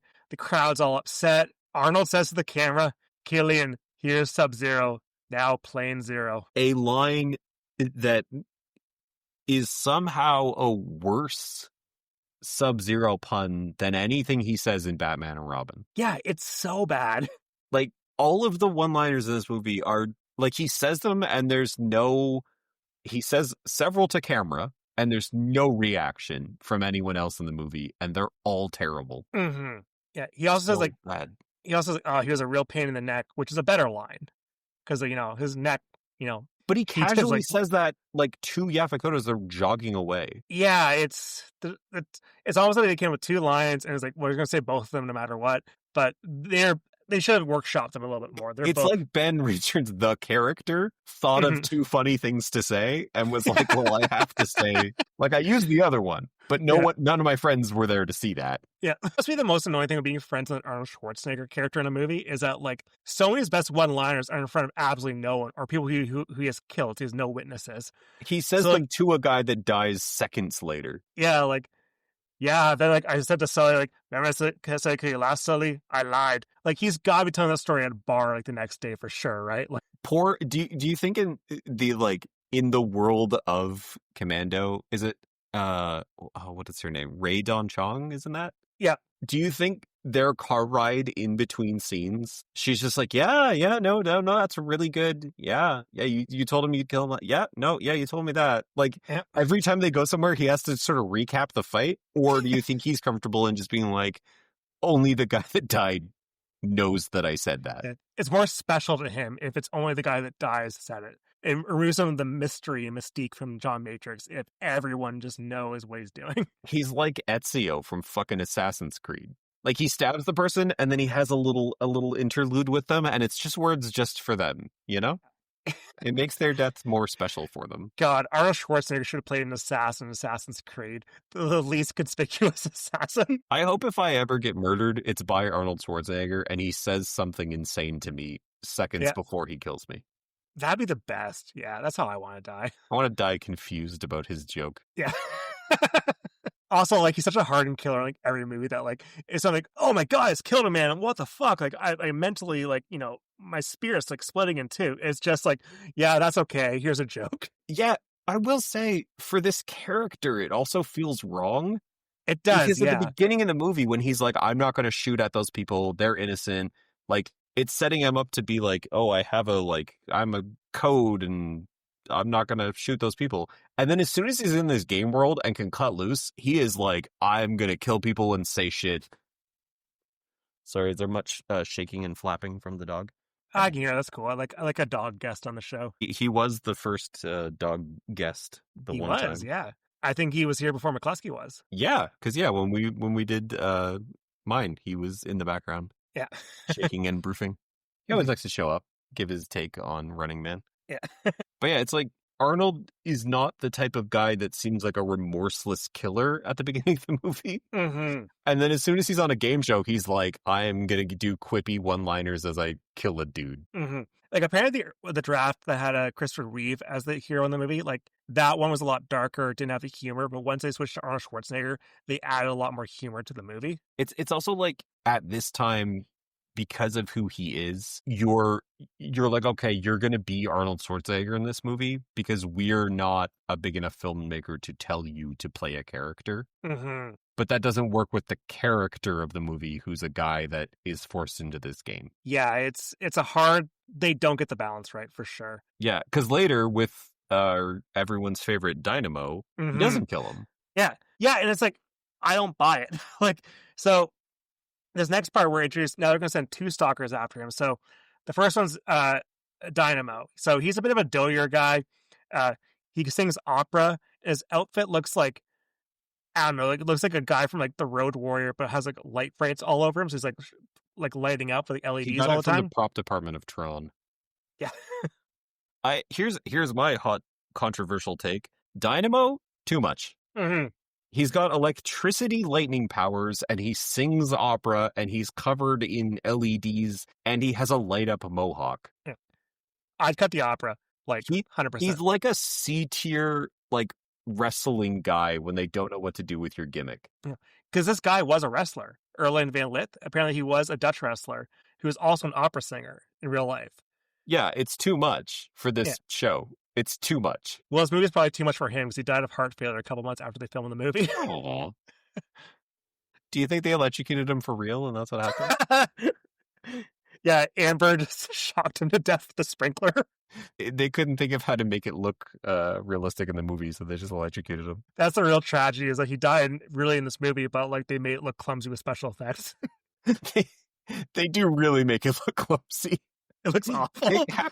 It happens semi off screen. His whole thing is clumsy because when he fights like Arnold and like I don't know if we can jump to this. His fight is that he gets back into his little dune buggy and drives it up a slight incline and it rolls over. Mm-hmm. And that's it. He's trapped in it now. Yeah, and Arnold's like, he and Dynamo's like, oh, like, cut the fee, go to commercial because he wanted like the shame of dying or like, he wants to live. And like Arnold like gets like a big metal tube is about to hit him in the face, but he's like, puts the tube down. He's like, I will not kill an innocent person. And the crowd's really bothered by that because so before Dynamo gets killed, they send another stalker after him as well, who is a Buzzsaw. So Buzzsaw is a bigger, beefier dude, and he has a chainsaw. And the funny part of this introduction is that as he's introduced, he does a commercial for this chainsaw he's using for the battle. That rules. It is one of the moments where, yep, that would be how this show works. Yeah. He would have a chainsaw endorsement. Amber is put in a yellow suit as well and forced down to the game zone. The crowd is told that she's Ben Richards' collaborator and lover. So during this fight with Buzzsaw, like Weiss suggests, like, oh, we should find a satellite relay uplink in the zone because the resistance has been trying for years to find the satellite relay uplink, but they never been able to get this close before. Arnold's like, oh, we need to keep on moving on, running out of time. So they run into Amber. Arnold's pissed at her, obviously. Arnold offers to strangle her in front of the whole audience to prove they're not boyfriend girlfriend, which is not entirely a joke. Yeah. Which again, who is this guy? I think she likes it. I think she likes, oh my God, he could strangle me, but he didn't. It does bring up a good point, because at the end, after they kiss, he puts his hand around her neck again, like when he was leading her through the airport. Yeah. And leads her off stage, and she seems happy about it. Mm-hmm. Which, so, I'm not going to yucky yum, fine, but it seems odd in this film. That's all I'm saying. So, Weiss and Amber go one direction to figure out the satellite relay thing. And well, they split up like sort of by mistake because the two guys attack them. Dynamo and Buzzsaw, yeah. Buzzsaw's on a dirt bike. Dynamo's in a weird little dune buggy, and they come up on them, and they all have to like split up, and they end up at 2 and 2. Yeah. So Buzzsaw gets Yaphet, Kodo, and Arnold to arena. He's on a motorcycle trying to cut them with the chainsaw. He fatally wounds Yaphet Kodo. He's not quite dead yet. He takes like a bolo and like captures Arnold Schwarzenegger and starts dragging around the motorcycle. This stunt looks pretty cool. The stunt guy being dragged behind the dirt bike. Yeah, but they do it like he like drives one way on the arena and he like turns around and drives the other way and he turns around. And it's that kind of comes across like clunky and awkward. Yeah, the parts where they like condense them into these weird little arena sets. All the arena sets kind of seem similar. And just different lighting, yeah. Yeah, and not like thought out. Like the first guy has a hockey rink. This guy is a chainsaw-based stalker, and his arena is just a warehouse that he can drive a dirt bike around. Yeah. And so Arnold, as being dragged along, he unties the chain and ties it around with some like a concrete pillar, which causes Buster to get launched off his bike. They get into a hand-to-hand fight over the chainsaw. Arnold gets the upper hand and slices Buzzsaw with the chainsaw, dick first, upwards. Yeah, he is a psychopath. Yeah. Like, he's a maniac. And like, people are watching this on TV, so I guess the Running Man, and actually like, oh, like, I can see some guy's dick get mangled on television. Well, I think, yes, because I think they show the stalkers kill the Running Man on the show. Mm-hmm. And that guy is a chainsaw-based stalker, so he's, like, cutting people with his chainsaw.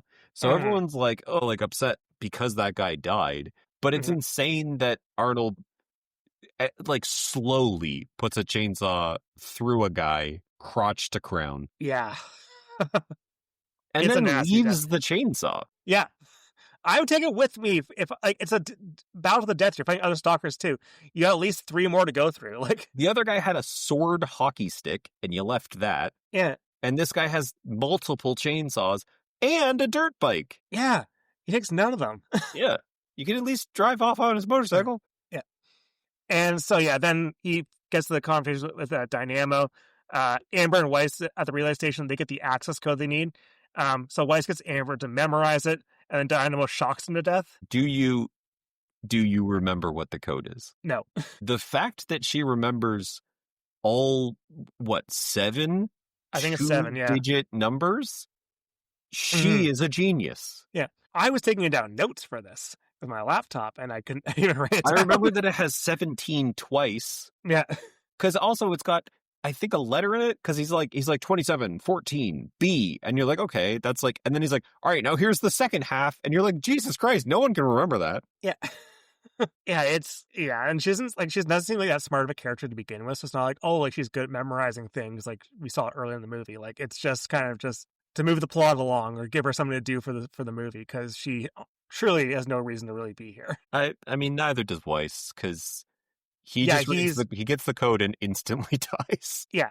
And also, like, crazy thing too is like it's just goofy that he lets Dynamo live, because like this guy is trying to kill you and your friends and stop this whole resistance movement from going. Like so Dynamo like shocks Weiss to death, and then he chases Arnold in his little dune buggy and flips it. Yeah. And Arnold's like, "Oh, you're trapped and can't fight back. I'm not going to fight someone. I'm not going to kill someone that can't fight back." Okay, but the other guy with the chainsaw, you could have stopped once you like gored his crotch with a chainsaw instead of continuing through him till he was dead. Same as the other guy who you wrapped barbed wire around his neck. Also, the end of the movie, he kills an unarmed guy. Yeah, like there's no real rhyme or reason for for keeping Dynamo alive, other than so we can have a scene later with Dynamo again. Yeah, and at this point, Dawson reaches out to Arnold on a private line. There's like a monitor there. There's a camera and monitor so they can talk directly without the audience seeing. So he offers Arnold a deal to become a stalker. Arnold refuses. Arnold grabs the camera off the wall and says like he's going to punch a hole through Dawson's stomach and break his spine. He does seem to have... he seems bad with bloodlust at this point of the film. Yeah, like the bloodlust is inconsistent. So we get introduced to the next stalker, who is Fireball, played by Cleveland Browns fullback Jim Brown. Fireball seems kind of like Jesse Ventura, where he seems like older and semi-retired because he's hanging out. I love in this movie all the parts where they're cutting to the stalker locker room, which is sort of like a large like office area with like food, and they're hanging out, and there's a bunch of like babes there with like each guy has like a couple women. Like it's very like I don't know how to like describe it other than sort of like it's like a 80s office party for like Wall Street guys vibe. Yeah, 100%. Like I love those scenes, and he's been watching these other guys die, and he doesn't seem like he wants to go fight Arnold in those scenes. Yeah. But he's under contract, so he has to go down. Yeah. Well, so he's got to go get his jetpack on. His jetpack and his flamethrower, that's Fireball shtick. And again, too much. Yeah. One or the other. Yeah.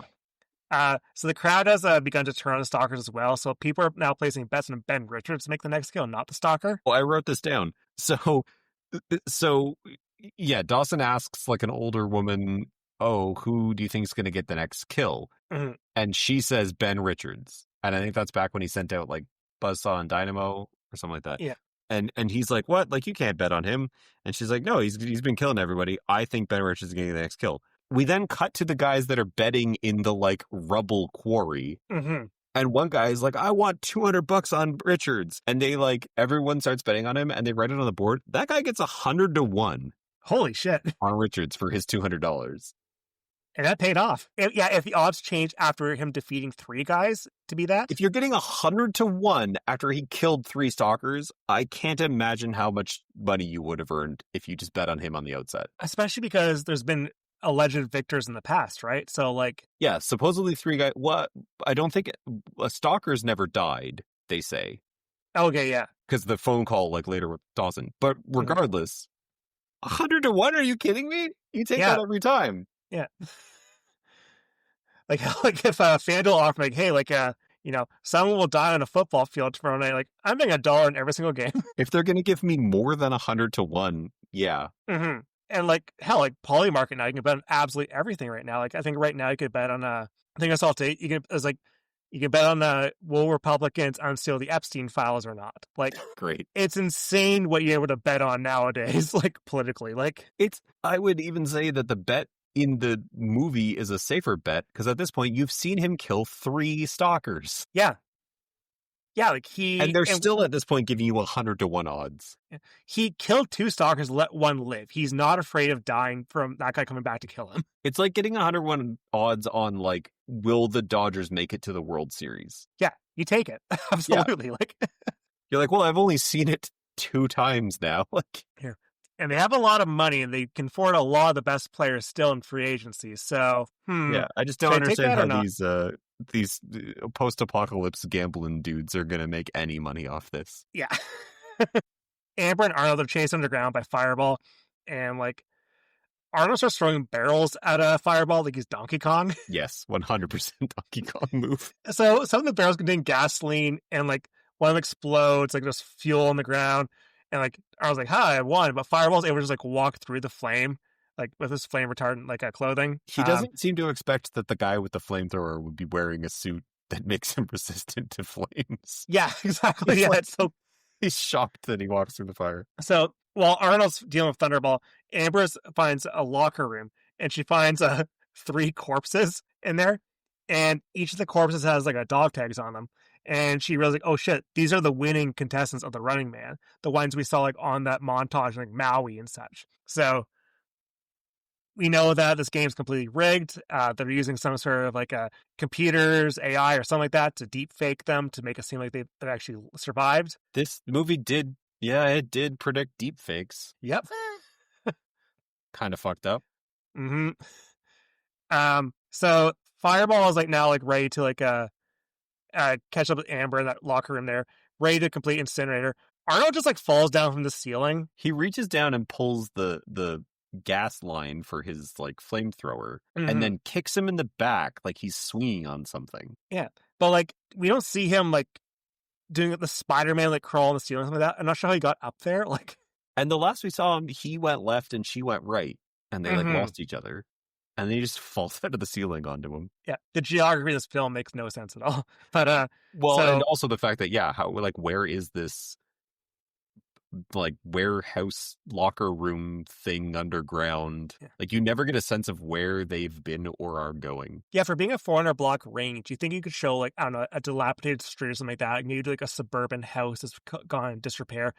It almost just feels like you're just going through endless tunnels. Yeah. Except for, like, 1 or 2 scenes, it feels like they're indoors almost the whole time.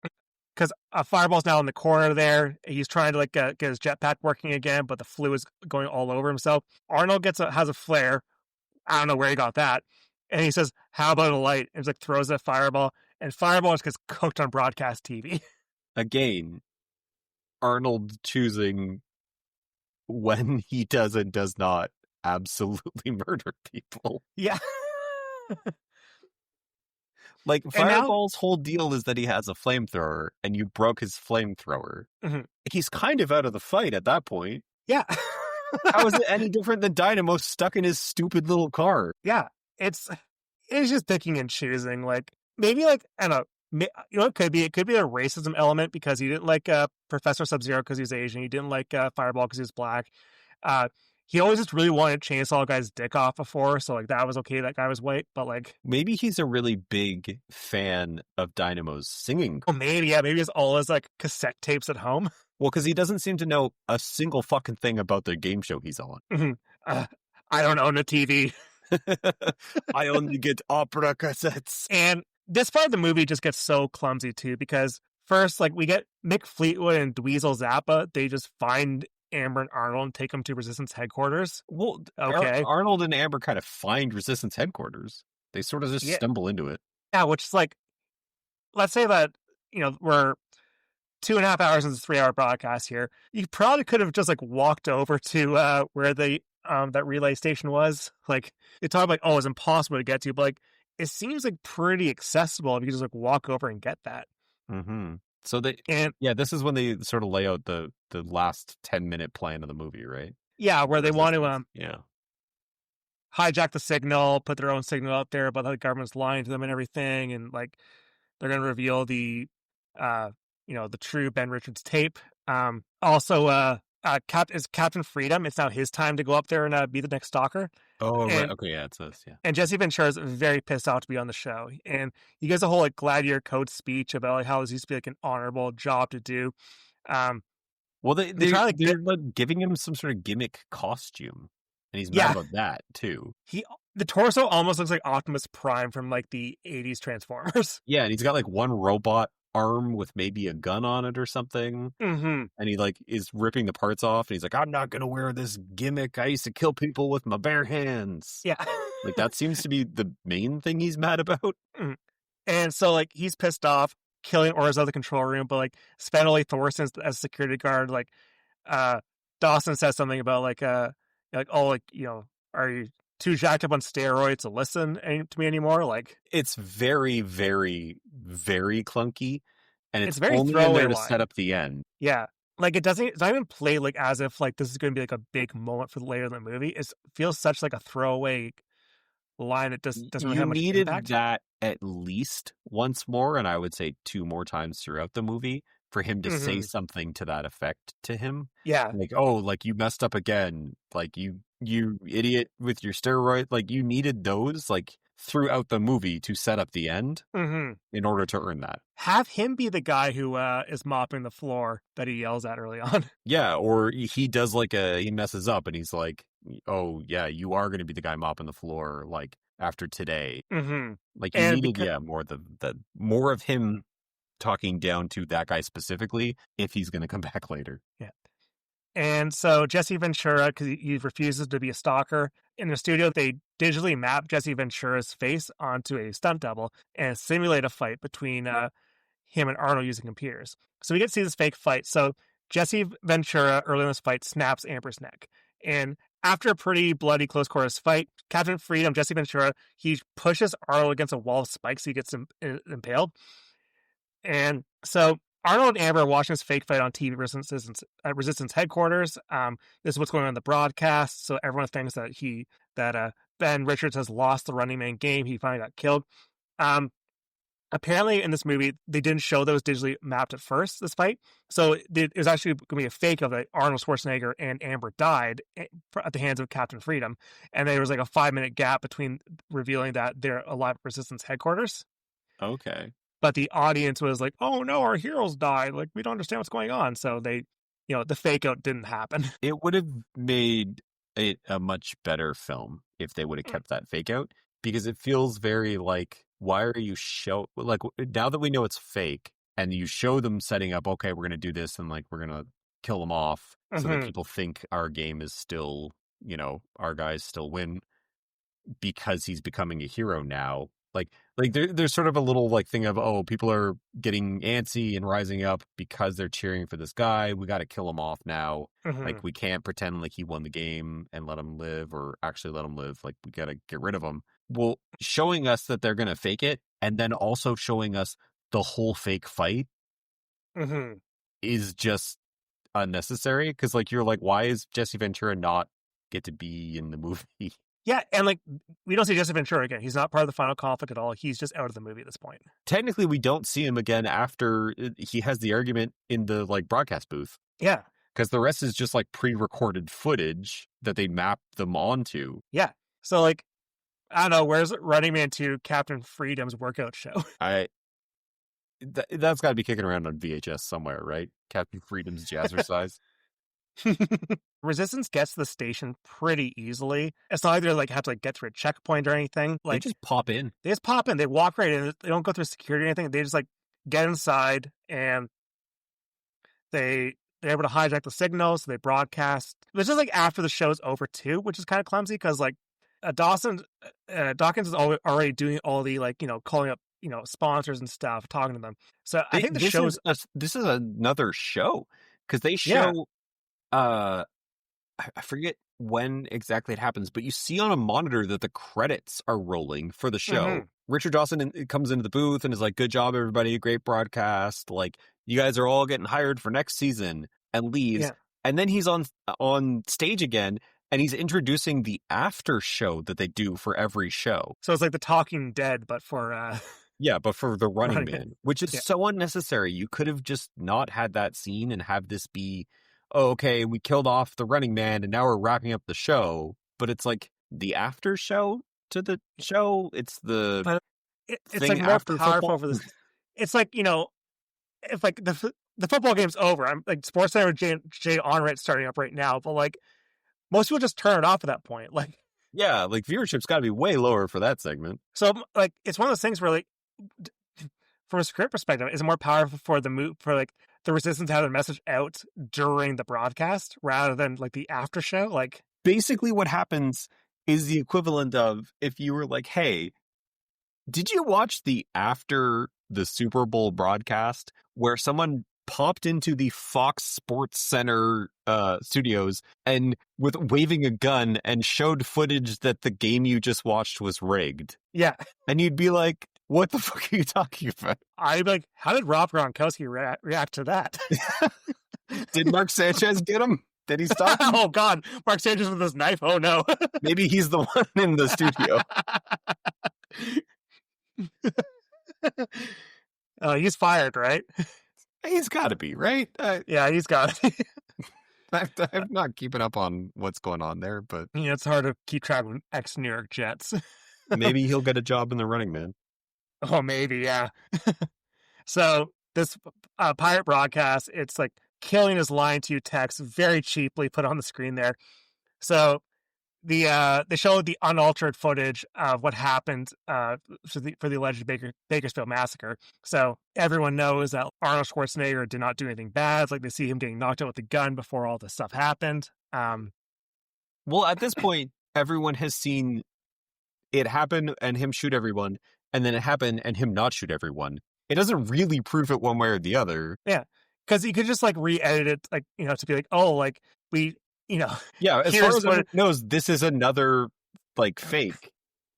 Yeah, here's footage of the planes leaving the World Trade Center and saving the building. Like, yeah, they're flying backwards. Like, you have no context. Like, it's just a weird video that says like Killian's lying, and then it shows that again, him like doing the thing, and suddenly apparently society's fixed. But I guess like the one thing in that too is like somehow they got cameras down to the skeletons because like they show like all the winners there, but also at the same time, how did they do that? Because we definitely saw with Fireball there, Arnold Schwarzenegger blow up that whole room. Yeah, or was there like I don't know. Maybe it was like there was footage of that, but the TV crew cut away. Because how could they be showing Fireball about to kill them and not have the 3 other corpses in that room show up? Yeah, true. Yeah, because like I feel like you could fix a lot of problems with like how the cameras work in the Running Man TV show. It was straight up body cameras or having a camera crew follow around Ben Richards. Or there's like a little drone or something. Yeah, but the more you ask about how the camera works in this movie, like there's no answers for it because like there's so many extra cameras on the helicopter to show this footage of Ben Richards and the helicopter. Like this movie is very like we got to get to the next scene. Like it happened because it needed to get to the next scene. They show those because we needed to show that everyone knows it's a rigged game. Like there's no like why did this happen? Oh, to get to the next scene is the only reason. Yeah, it's not a very substantial and deep film that has a lot. It's not well written considering we talked about the pedigree of the writer. Yeah, wrote it.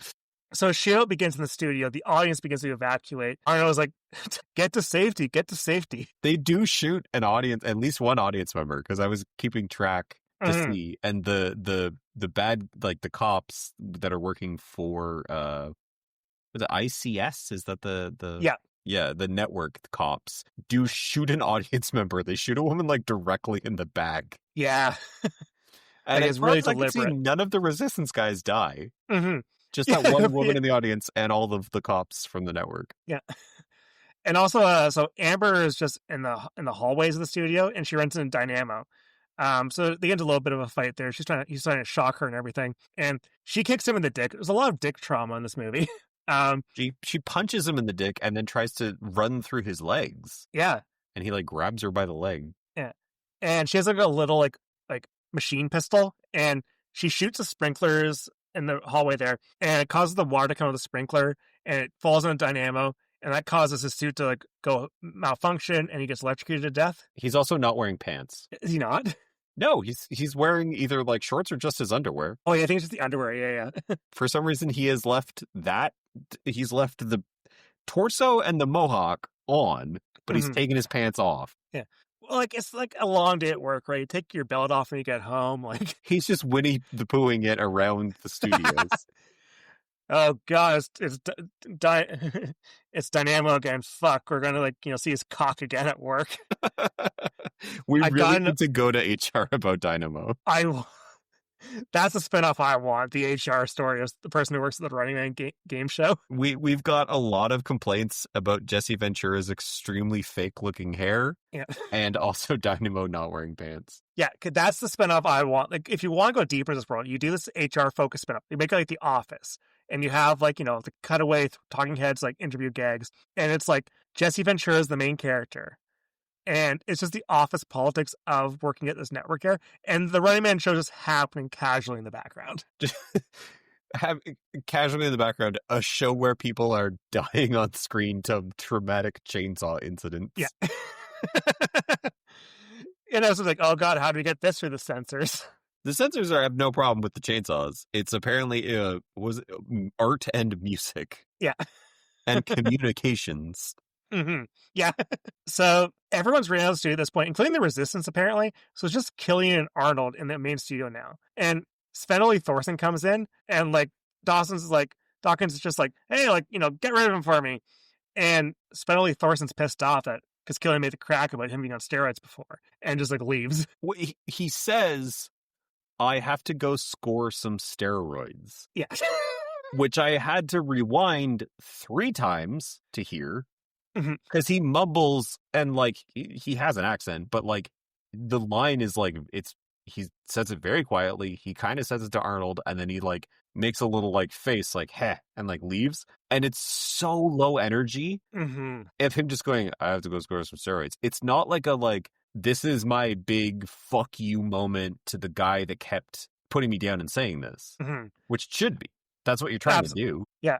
It should be a bit always oh shit, no way, he betrayed his boss. Yeah, it should be yeah, good for you, nameless henchman guy. Yeah, you got one up on Richard Dawson. But instead he's just I gotta go score some steroids, and then he turns around and leaves. That's it. So now it's just Dawkins and Arnold in the room, and Dawkins is trying to tell Arnold, defending himself, it's all just TV. For 50 years we've been telling them what to eat, what to drink, what to wear. Americans love television. They wean their kids on it. And it says, people love sports and violence. It's giving the audience what they want, which I totally believe. That's truly the logic he was probably thinking of, because, Americans absolutely would watch a blood sport. People, football is a popular sport because it's bloody and violent. People don't necessarily watch football because of that, but it certainly doesn't hurt their enjoyment of it. Absolutely, yeah. If they think about, all the CTE stuff, all the horrible injuries, it's or just, even something like NASCAR, F1. People don't stop watching because there's accidents. Yeah. If anything, more people will watch them because oh shit, there could be a bad accident happening, because it's exciting. Yeah, it's there was awful, a whole it's exciting fucking series of videotapes sold by Don Cherry of guys almost dying on the ice in oh yeah, it's all his hockey injuries. movies. Yeah, those are nasty. Yeah, people like violence in sports. Even in baseball, when someone gets an injury in baseball because a ball gets thrown in a weird way, it doesn't happen to your guy. It's kind of exciting. It's kind of exciting. But yeah, so I could see a Running Man sport popping up at some point. But so Arnold straps Dawkins into the rocket, and he's like, "Oh, I'm in a TV as long as you have." But I just clocked that you keep calling him Dawkins. Is it Dawkins or Dawson's? Richard Dawkins is the oh fuck, that guy. Yeah. Shit. Whoops.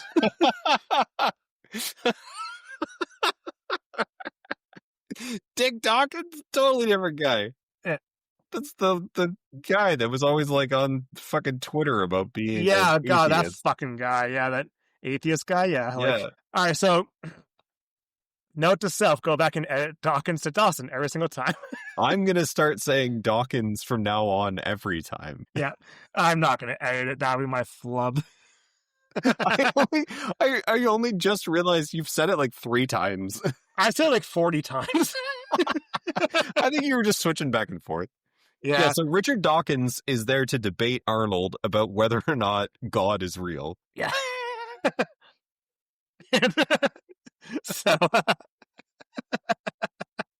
oh Christ. So Arnold says to Dawson, he'll give the audience what he thinks they want, and he straps Dawson to the rocket bobsled and launches It's him. much more natural if you say it like that every time. Sorry, what? It's way more natural if you say it like that every time. Yeah. Dawson. Dawson. Just stick with Andrew Dawkins. Yeah. Earlier in the movie, when they brought Christopher Hitchens out to try to fight Arnold to the death, I thought it was a really weird take. So he straps Dawson in the rocket, and Dawson gets launched down the bobsled tube. Goes on the whole tunnel system. It gets launched out. Like, for some reason, this time, the bobsled gets launched way up a ramp and like blows up because he flies into a billboard. I'm not sure he got cranked at the speed or something. Like Arnold also he does something to the sled and it takes off. He like turns a thing and then you see like a little gauge for 1 second. Mm-hmm. And earlier he like pulled a lever when it like flew out before. It's a blink and you miss it, but like Dawson, he flies to the billboard of himself there, so he's dead and everything. But the crowd outside is absolutely loving watching this broadcast. They're screaming like Richards. They're so stoked that like he killed their beloved game show host. To be fair, if you were watching a show and they were like, "Hey, on this episode, Jeff Probst gets killed and eaten by the survivors," I'd tune in. You'd lose your mind as well. It would be the craziest thing you ever saw. Yeah. Steve Harvey dies this week on Family Feud. On a very special episode of Family Feud. One of the contestants kills Steve Harvey. Yeah. It is the equivalent of, someone just wangs what's his face? Simon Cowell with a guitar on American Idol and he dies. Yeah. Like, it's got to be the craziest thing those people have ever seen. It would be must-see TV for sure. People will be rewatching that constantly. I rewatched Ashley Simpson doing the that SNL flub where she like sung the wrong song. That is someone dying on stage if you think about it. It killed her career entirely. I remember watching that live when it happened. I'm like, what the fuck? Like, because like I was first time I seen like some like where like she went on stage and she started lip syncing at the wrong point in time in the song, and they just like played 2 more bars and they got cut off. I'm like, huh, that really was live TV. Which it didn't. Isn't it on like a bit of a tape delay? It's on like a 3-second tape delay to like censor like slurs and swear words. That kind of means that the person at the button was also like watching horrified. Mm-hmm. Like that thing where you're like, oh, I should have hit the button 2 minutes ago and I just couldn't look away. Mm-hmm. But also like, yeah, that was a really fascinating thing to watch. Like, yeah, like that made me actually, because I do watch SNL still, and like it makes me like, okay, I actually watch the musical performance, because if I just get a hint of an Ashley Simpson performance again, it'll all be worth it. You are the person that wants to watch the Bloodsport. Absolutely, yeah. I'm not even like pretending I'm above it. It's a different type of Bloodsport, but it's still, I would watch. You are watching someone have the worst time ever on television. Well, to be fair, I watched the New York Jets New England Patriots game on Thursday night, and I had the worst time of my life. That fair. But the Patriots are, unfortunately, good again. Yeah. Now, if you watch, like, Raiders, Jets, then you need help. Mm-hmm. Yeah, like, or was that Monday night game? That was Any Saints game this year? Any Saints game, yeah. Like, any Thursday night football game is just, like, a crapshoot. Like, I think there was it maybe a Jets-Browns game? I don't remember. Yeah, I like that all of these games were saying, don't date the podcast in any way, because that will always be the relevant teams for this. Yeah, Jets, Browns, Saints, always terrible. Yeah. And they'll be terrible for years and years to go. So the crowds are all excited because, like, Richards has won. They killed Steve Harvey. And so Amber shows up at the studio, and, it's just him and her in the studio now. A song starts playing, Running Away With You, Restless Heart by John Parr. And this song is like rocks. It's just like lyrics that are just like referencing the Running Man. And they start kissing. They kiss one another. And you're right about him like putting his hand so close around her neck because his hand's so big and she's so small. And the kiss is broadcast on TV and the people are loving it. They're applauding, freedom, freedom, freedom. And we cut to credits. And the song plays throughout the entire credits. It's the appropriate song to end a bad 80s movie.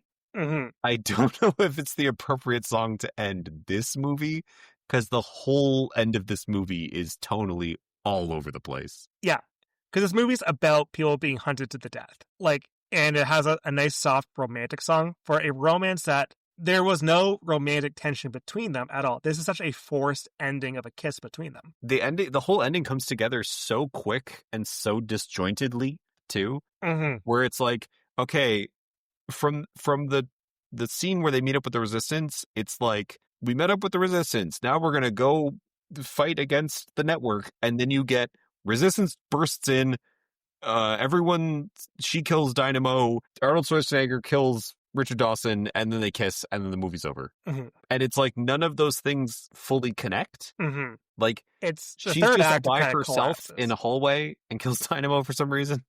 Yeah, like you can just remove that part entirely. It's like, oh, Dynamo's just like still like crushed under a car somewhere. Like, Yeah, like the death thing with Richard Dawson with the body, like the security guard is unnecessary. Like all that stuff seems like little things that you edited the movie in real time and forgot that you cut the scenes beforehand that yeah, made that matter. it seems like it's just like a bit of a hatchet job. It seems like maybe the director was in over his head. Starsky didn't know what he was doing. Like, How dare you, sir? the film was rushed. Like, He see can get to the If bottom Hutch of a. directed this movie.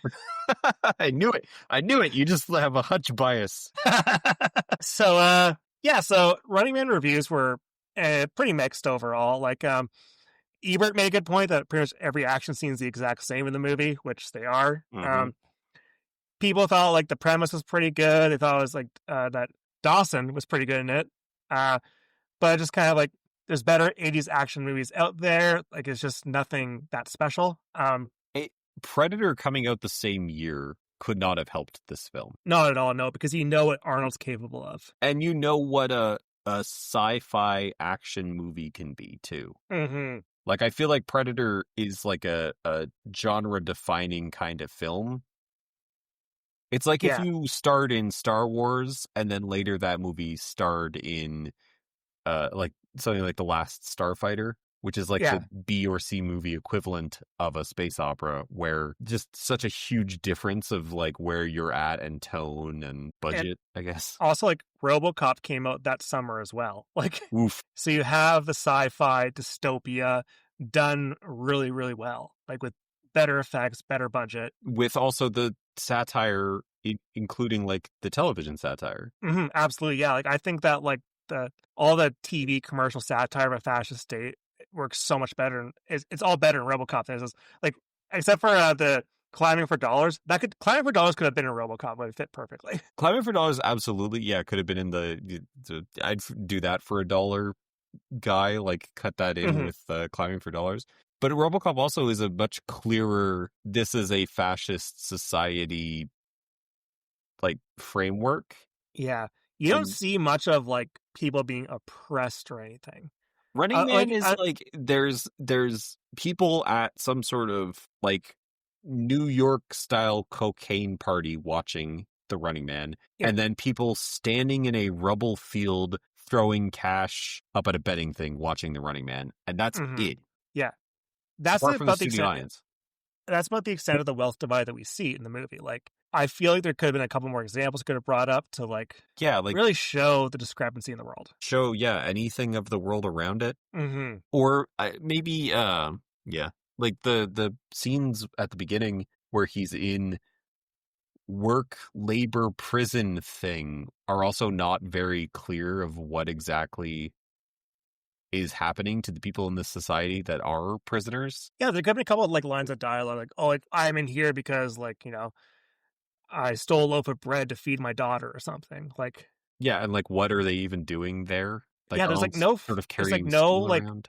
dialogue like flavor for a lot of the stuff. Like, other than the TV broadcasts, I think they get some stuff right in that, but like other than that, the whole world, like, it seems really underdeveloped. And like Schwarzenegger brought up that like the script changed enough around, and like the pre-production was so rushed that you couldn't really develop this sci-fi world too much. But yeah, it's a lot of missed potential. Like, and I can see why Stephen King completely disowned this movie. Like, he says it has nothing to do with my book, which seems absolutely correct. Like, this is such a different story. But I wouldn't even say this is a bad story either. Like it's Yeah. different from the Stephen King thing, but it's also its own like, good idea. Okay, we'll wrap this around Arnold. He'll be like an action star who gets thrown in the thing. But you needed to, I think, decide at the outset, is he Arnold who got put into this game? And are you going to lean into like, oh, whoops, we put the wrong guy into this game. He Mm-hmm. actually is going to fight back? Or is he like, I don't know what's going on and I could die? Because they just Yeah. keep sort of going back and forth between the two ends of the spectrum of, is he actually in danger? Or is he going to just like walk through this game killing everybody that comes after him? Yeah. It doesn't get the balance at all correct. Like it's I can tell why people in the 80s and people now are kind of like, yeah, it's fine, but like, there's something better that could have been made out of this. Yeah. The parts that are the TV show with Dawson in the like studio Hmm. feel like they had a really good hand on that, Yeah. which probably because you were a TV director, like you know Hmm. how to make a TV show. Yeah. But the game itself and the broadcast itself, like it's kind of like I I feel there's a lot more that could have been done. Yeah, like the game kind of sucks. It's very disjointed of Yeah. how they're getting from one scene to the next. They don't really Yeah. seem to care. Hmm. But one thing that's pretty funny is that Steven D'Souza, he claims that when they're pitching the TV show American Gladiators, they actually showed clips of Running Man. The producers said that like American Gladiator is just gonna be like Running Man without all the killing. And like, yeah, I could see that. Like, Yeah. beefy jack people doing feats of strength and stuff. Like, Yeah, the gladiators are kind of just the stalkers. You just got like a bunch of Jesse Ventura-esque dudes, mhm. a bunch of Captain Freedoms. Running Man, like, it okay at the box office. Like, it didn't make a lot of money. Like, for some reason, I can't find any worldwide information how much money it made, but it made a $38 million domestically off of a $27 million budget. I imagine worldwide it probably would have made enough to like recoup some costs. So, like, it's not like they're itching for some Running Man TV spinoff. But What did do you know what like Predator did since it was that year? Because like, let's see. is this a disappointment for returns for Arnold? Because I feel like Um, yeah, there was a $15 million budget and made $98 million. Commando the year before was like a $10 million budget, $50 million gross. Like, so it is a bit of a letdown for an Arnold movie. it's hard to release two movies in 1 year starring the same guy and have them be Yeah, mega especially when the successful. initial plan was released in the same summer. Like, you're kind of overdoing it, and like this is just not as clever of a sci-fi movie as the Terminator or Predator. Not even close. I can see it being But sold though, like well. It's surprising that it didn't do better. Like it yeah, seems like such an easy movie to market and sell to people. Like, oh, yeah, what is this movie? It's a game hmm show where people are hunted down, but they throw Arnold Schwarzenegger in it, yeah. and you're like, okay, like I'll watch that. Yeah, like and like this movie's got like a fair amount of play on cable as well because the premise is so easy to market. Like Arnold Schwarzenegger game show, fight to the death. Like it's on AMC a fair amount of time. I think it's like Spike TV a fair amount. Like so, it's got a second life on like cable as well. People rewatching it, so it didn't just completely die on the vine in '87. But so trying to find ways this movie was reclaimed, and like it hasn't been truly reclaimed. People absolutely love this movie, but people just find this movie a lot more interesting now because like it feels so of 2017 for being a movie set in 2017. So the 30th anniversary of this film, as I mentioned, it coincided with Trump's first year as president. So there's a lot of articles that popped out around the 30th anniversary, especially around Trump's inauguration. A lot of articles popped up about how like this is like the most like you know present movie out there. Funny things like 2017 news. People are mentioning like Elon Musk's Hyperloop as like something that's in this movie. Like, oh yeah, I forgot about that. Yeah, what And like, happened with that? yeah, and like also like people are talking about the point of 2017 articles, the increasing ease of sports betting, the widening wealth gaps, the rise in like reality shows being a dominant popular medium, fake news, deep fakes, the research and popularity of professional wrestling. Like it all is like this feels like a movie that like feels very 2017 in a way that like I don't know, like Blade Runner doesn't feel like a lot like the movie the year it takes place. Neither does like Escape from New York, but like this movie feels like, oh yeah, this gets a lot of things right about the year. It's kind of predicting 30 years from now. Yeah, unfortunately, also uh, topical again, or still, I guess. Mm-hmm. Like all of the stuff that you just listed, especially considering Trump being president again, Mm-hmm. and like our whole problem with AI and everything right now, and Mm-hmm. making fake videos and shit. And like, but of course, like the filmmakers, like they're commenting on the era they lived in. So like, it is all about Reagan's America. It's just that we are suffering still from 80s politics, 80s nostalgia, the consequences of Reagan, Thatcher, Mulroney. We're still dealing with all that stuff that like started crumbling back then, and now it's just become a bigger dystopia that we live in today. Like, It is interesting that I feel like if you did this, well, I was gonna say if you did this movie now, which apparently they're doing, but yeah, because it's like '89, the Running Man is very game show, mm-hmm. and they're like, well, how would this show work? How could it be a game show? Oh, well, they'll bring people up, and they'll get to pick a person that's gonna hunt him, and they get prizes as that happens, and like Mm-hmm. they're making it in the mold of what are the shows on television, because they don't have reality TV show in the sense that we have it in Yeah, 1989. mm-hmm. So it's funny that the Running Man in this is very game showy, hence why you have like Dawson and everything. So Mm-hmm. nowadays it would be much more, the reality TV version of it that we have now. And I think that might actually be, I don't know, to me at least, that might be less interesting because we just have that.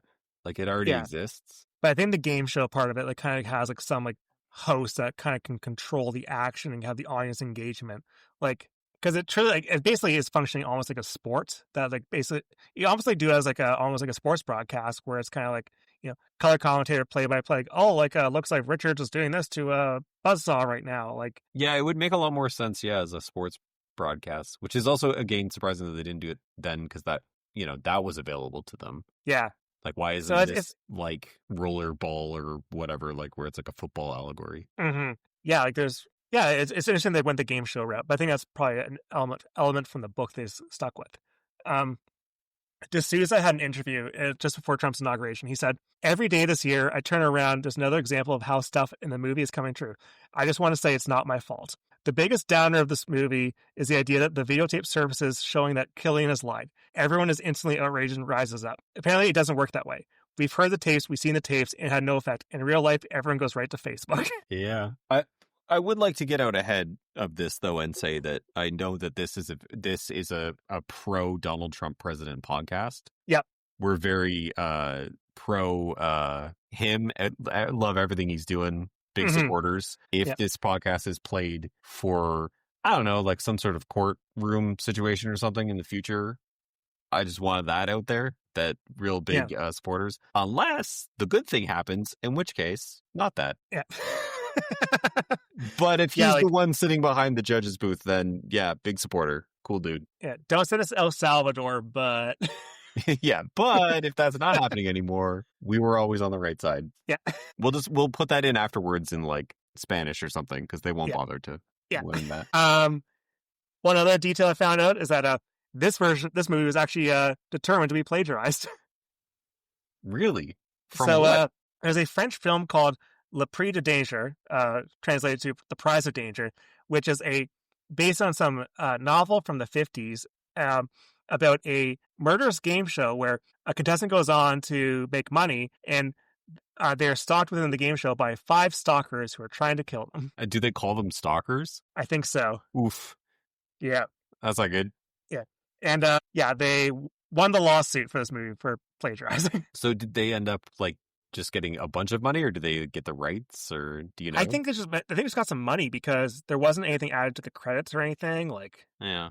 Because sometimes that happens, and then you find They out could that go- that's why like a movie was on TV a lot. mm-hmm. Because I know, yeah, I remember this being on TV pretty consistently. Yeah, maybe they got like some TV rights and were able to sell it for very cheap. All of this movie also, I will say, does feel very cheap. Mm-hmm. Yeah. Which it wasn't super cheap at the time. Yeah, I don't know. It has like an air of like B movie-ness. Yeah. And like that's like, I guess we can get to our final thoughts right now, which is like, this is a movie that like I liked a lot less this time rewatching it. I felt the cheapness really, really bothered me this time.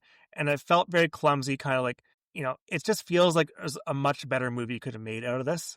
And I think the TV director thing is a big problem because it kind of lacks some of the grandiose I think that the movie could really benefit for with the action scenes. I think some of that stuff is like it really shows up in the segments that happen in the game, Mm-hmm. where you've got sort of the hockey set, and we kind of have an idea there of a set, and we're maybe doing something, and then it feels like as the movie goes on, it gets lazier, and the Yeah. scenes that happen in the game are just like there's some rubble around, and they're running around the rubble, and we don't really have like a setting that correlates to the stalker anymore. We're not doing like interesting Darnold overcoming the stalker. Like there's no Mm-hmm. cleverness. Yeah, there's no like creativity to the action scenes after a certain point.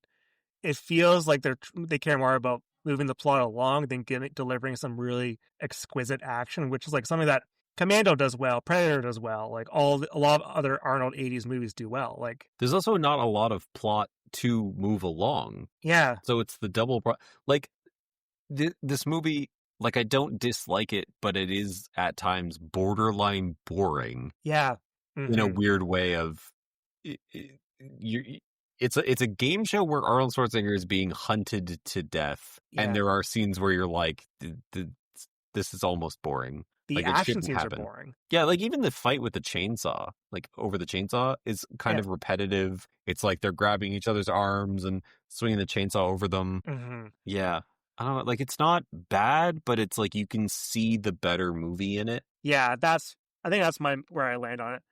Do you have any more final thoughts about Running Man? Needed more Jesse Ventura. I totally agree. Yeah, I think I he's actually think doing a really good job too with what he's given, and he should have been mm-hmm. given more. He has a good energy to it. I feel like there could have been an actual proper showdown, or at least like a recognition between Arnold and Jesse of like, like, hey, like you're, thank you for breaking the system I didn't like because I didn't like being part of this game anymore. This could have been an extra scene thrown in there. Or simple fix, he is the guy at the end, not the security guard. Yeah. Like because earlier he's doing a little report from the field and he gets cut off Mm-hmm. and seems like, upset that they like cut him off, and then like later on he seems upset that he's not in the game, and he's got all these problems, and then at the end, why is it not him instead of the Yeah. Why security is this guard? Feneley Thorson? Was he doing his friend a favor? Like, Yeah, like why not Ventura, who's at that point obviously like more of a guy that and in the yeah. movie is more of a character. Yeah. It's bizarre. Yeah. This whole movie just feels like there's a lot of like, why did it happen this way when the obvious thing could have been a lot more interesting? Like, Yeah, there's a lot of decisions where it's like, oh, you went the other way on that decision and it just didn't work. yeah. Like of the two ways you could see this movie going, there's a lot of forks in the road where you wish they would have taken the other path. Yeah.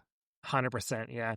Well, thank you so much for joining me. This was a lot of fun. Yeah, thanks for I don't know, making me rewatch this movie, because this is one of those ones where it's like I feel like a pace for this movie for going back to is probably a couple years in Mm-hmm. between watches. Yeah. It's been 6 years since I saw this last. Highland played it back in 2019. I saw it then. Yeah, I don't even remember the last time I watched it. Mm-hmm. But also it's a movie that I feel like you don't remember the last time you watched it, if that makes sense. Yeah, it doesn't feel like it really sticks with you a lot. Like I watched it earlier today, and a lot of it's already leaving my brain. Yeah.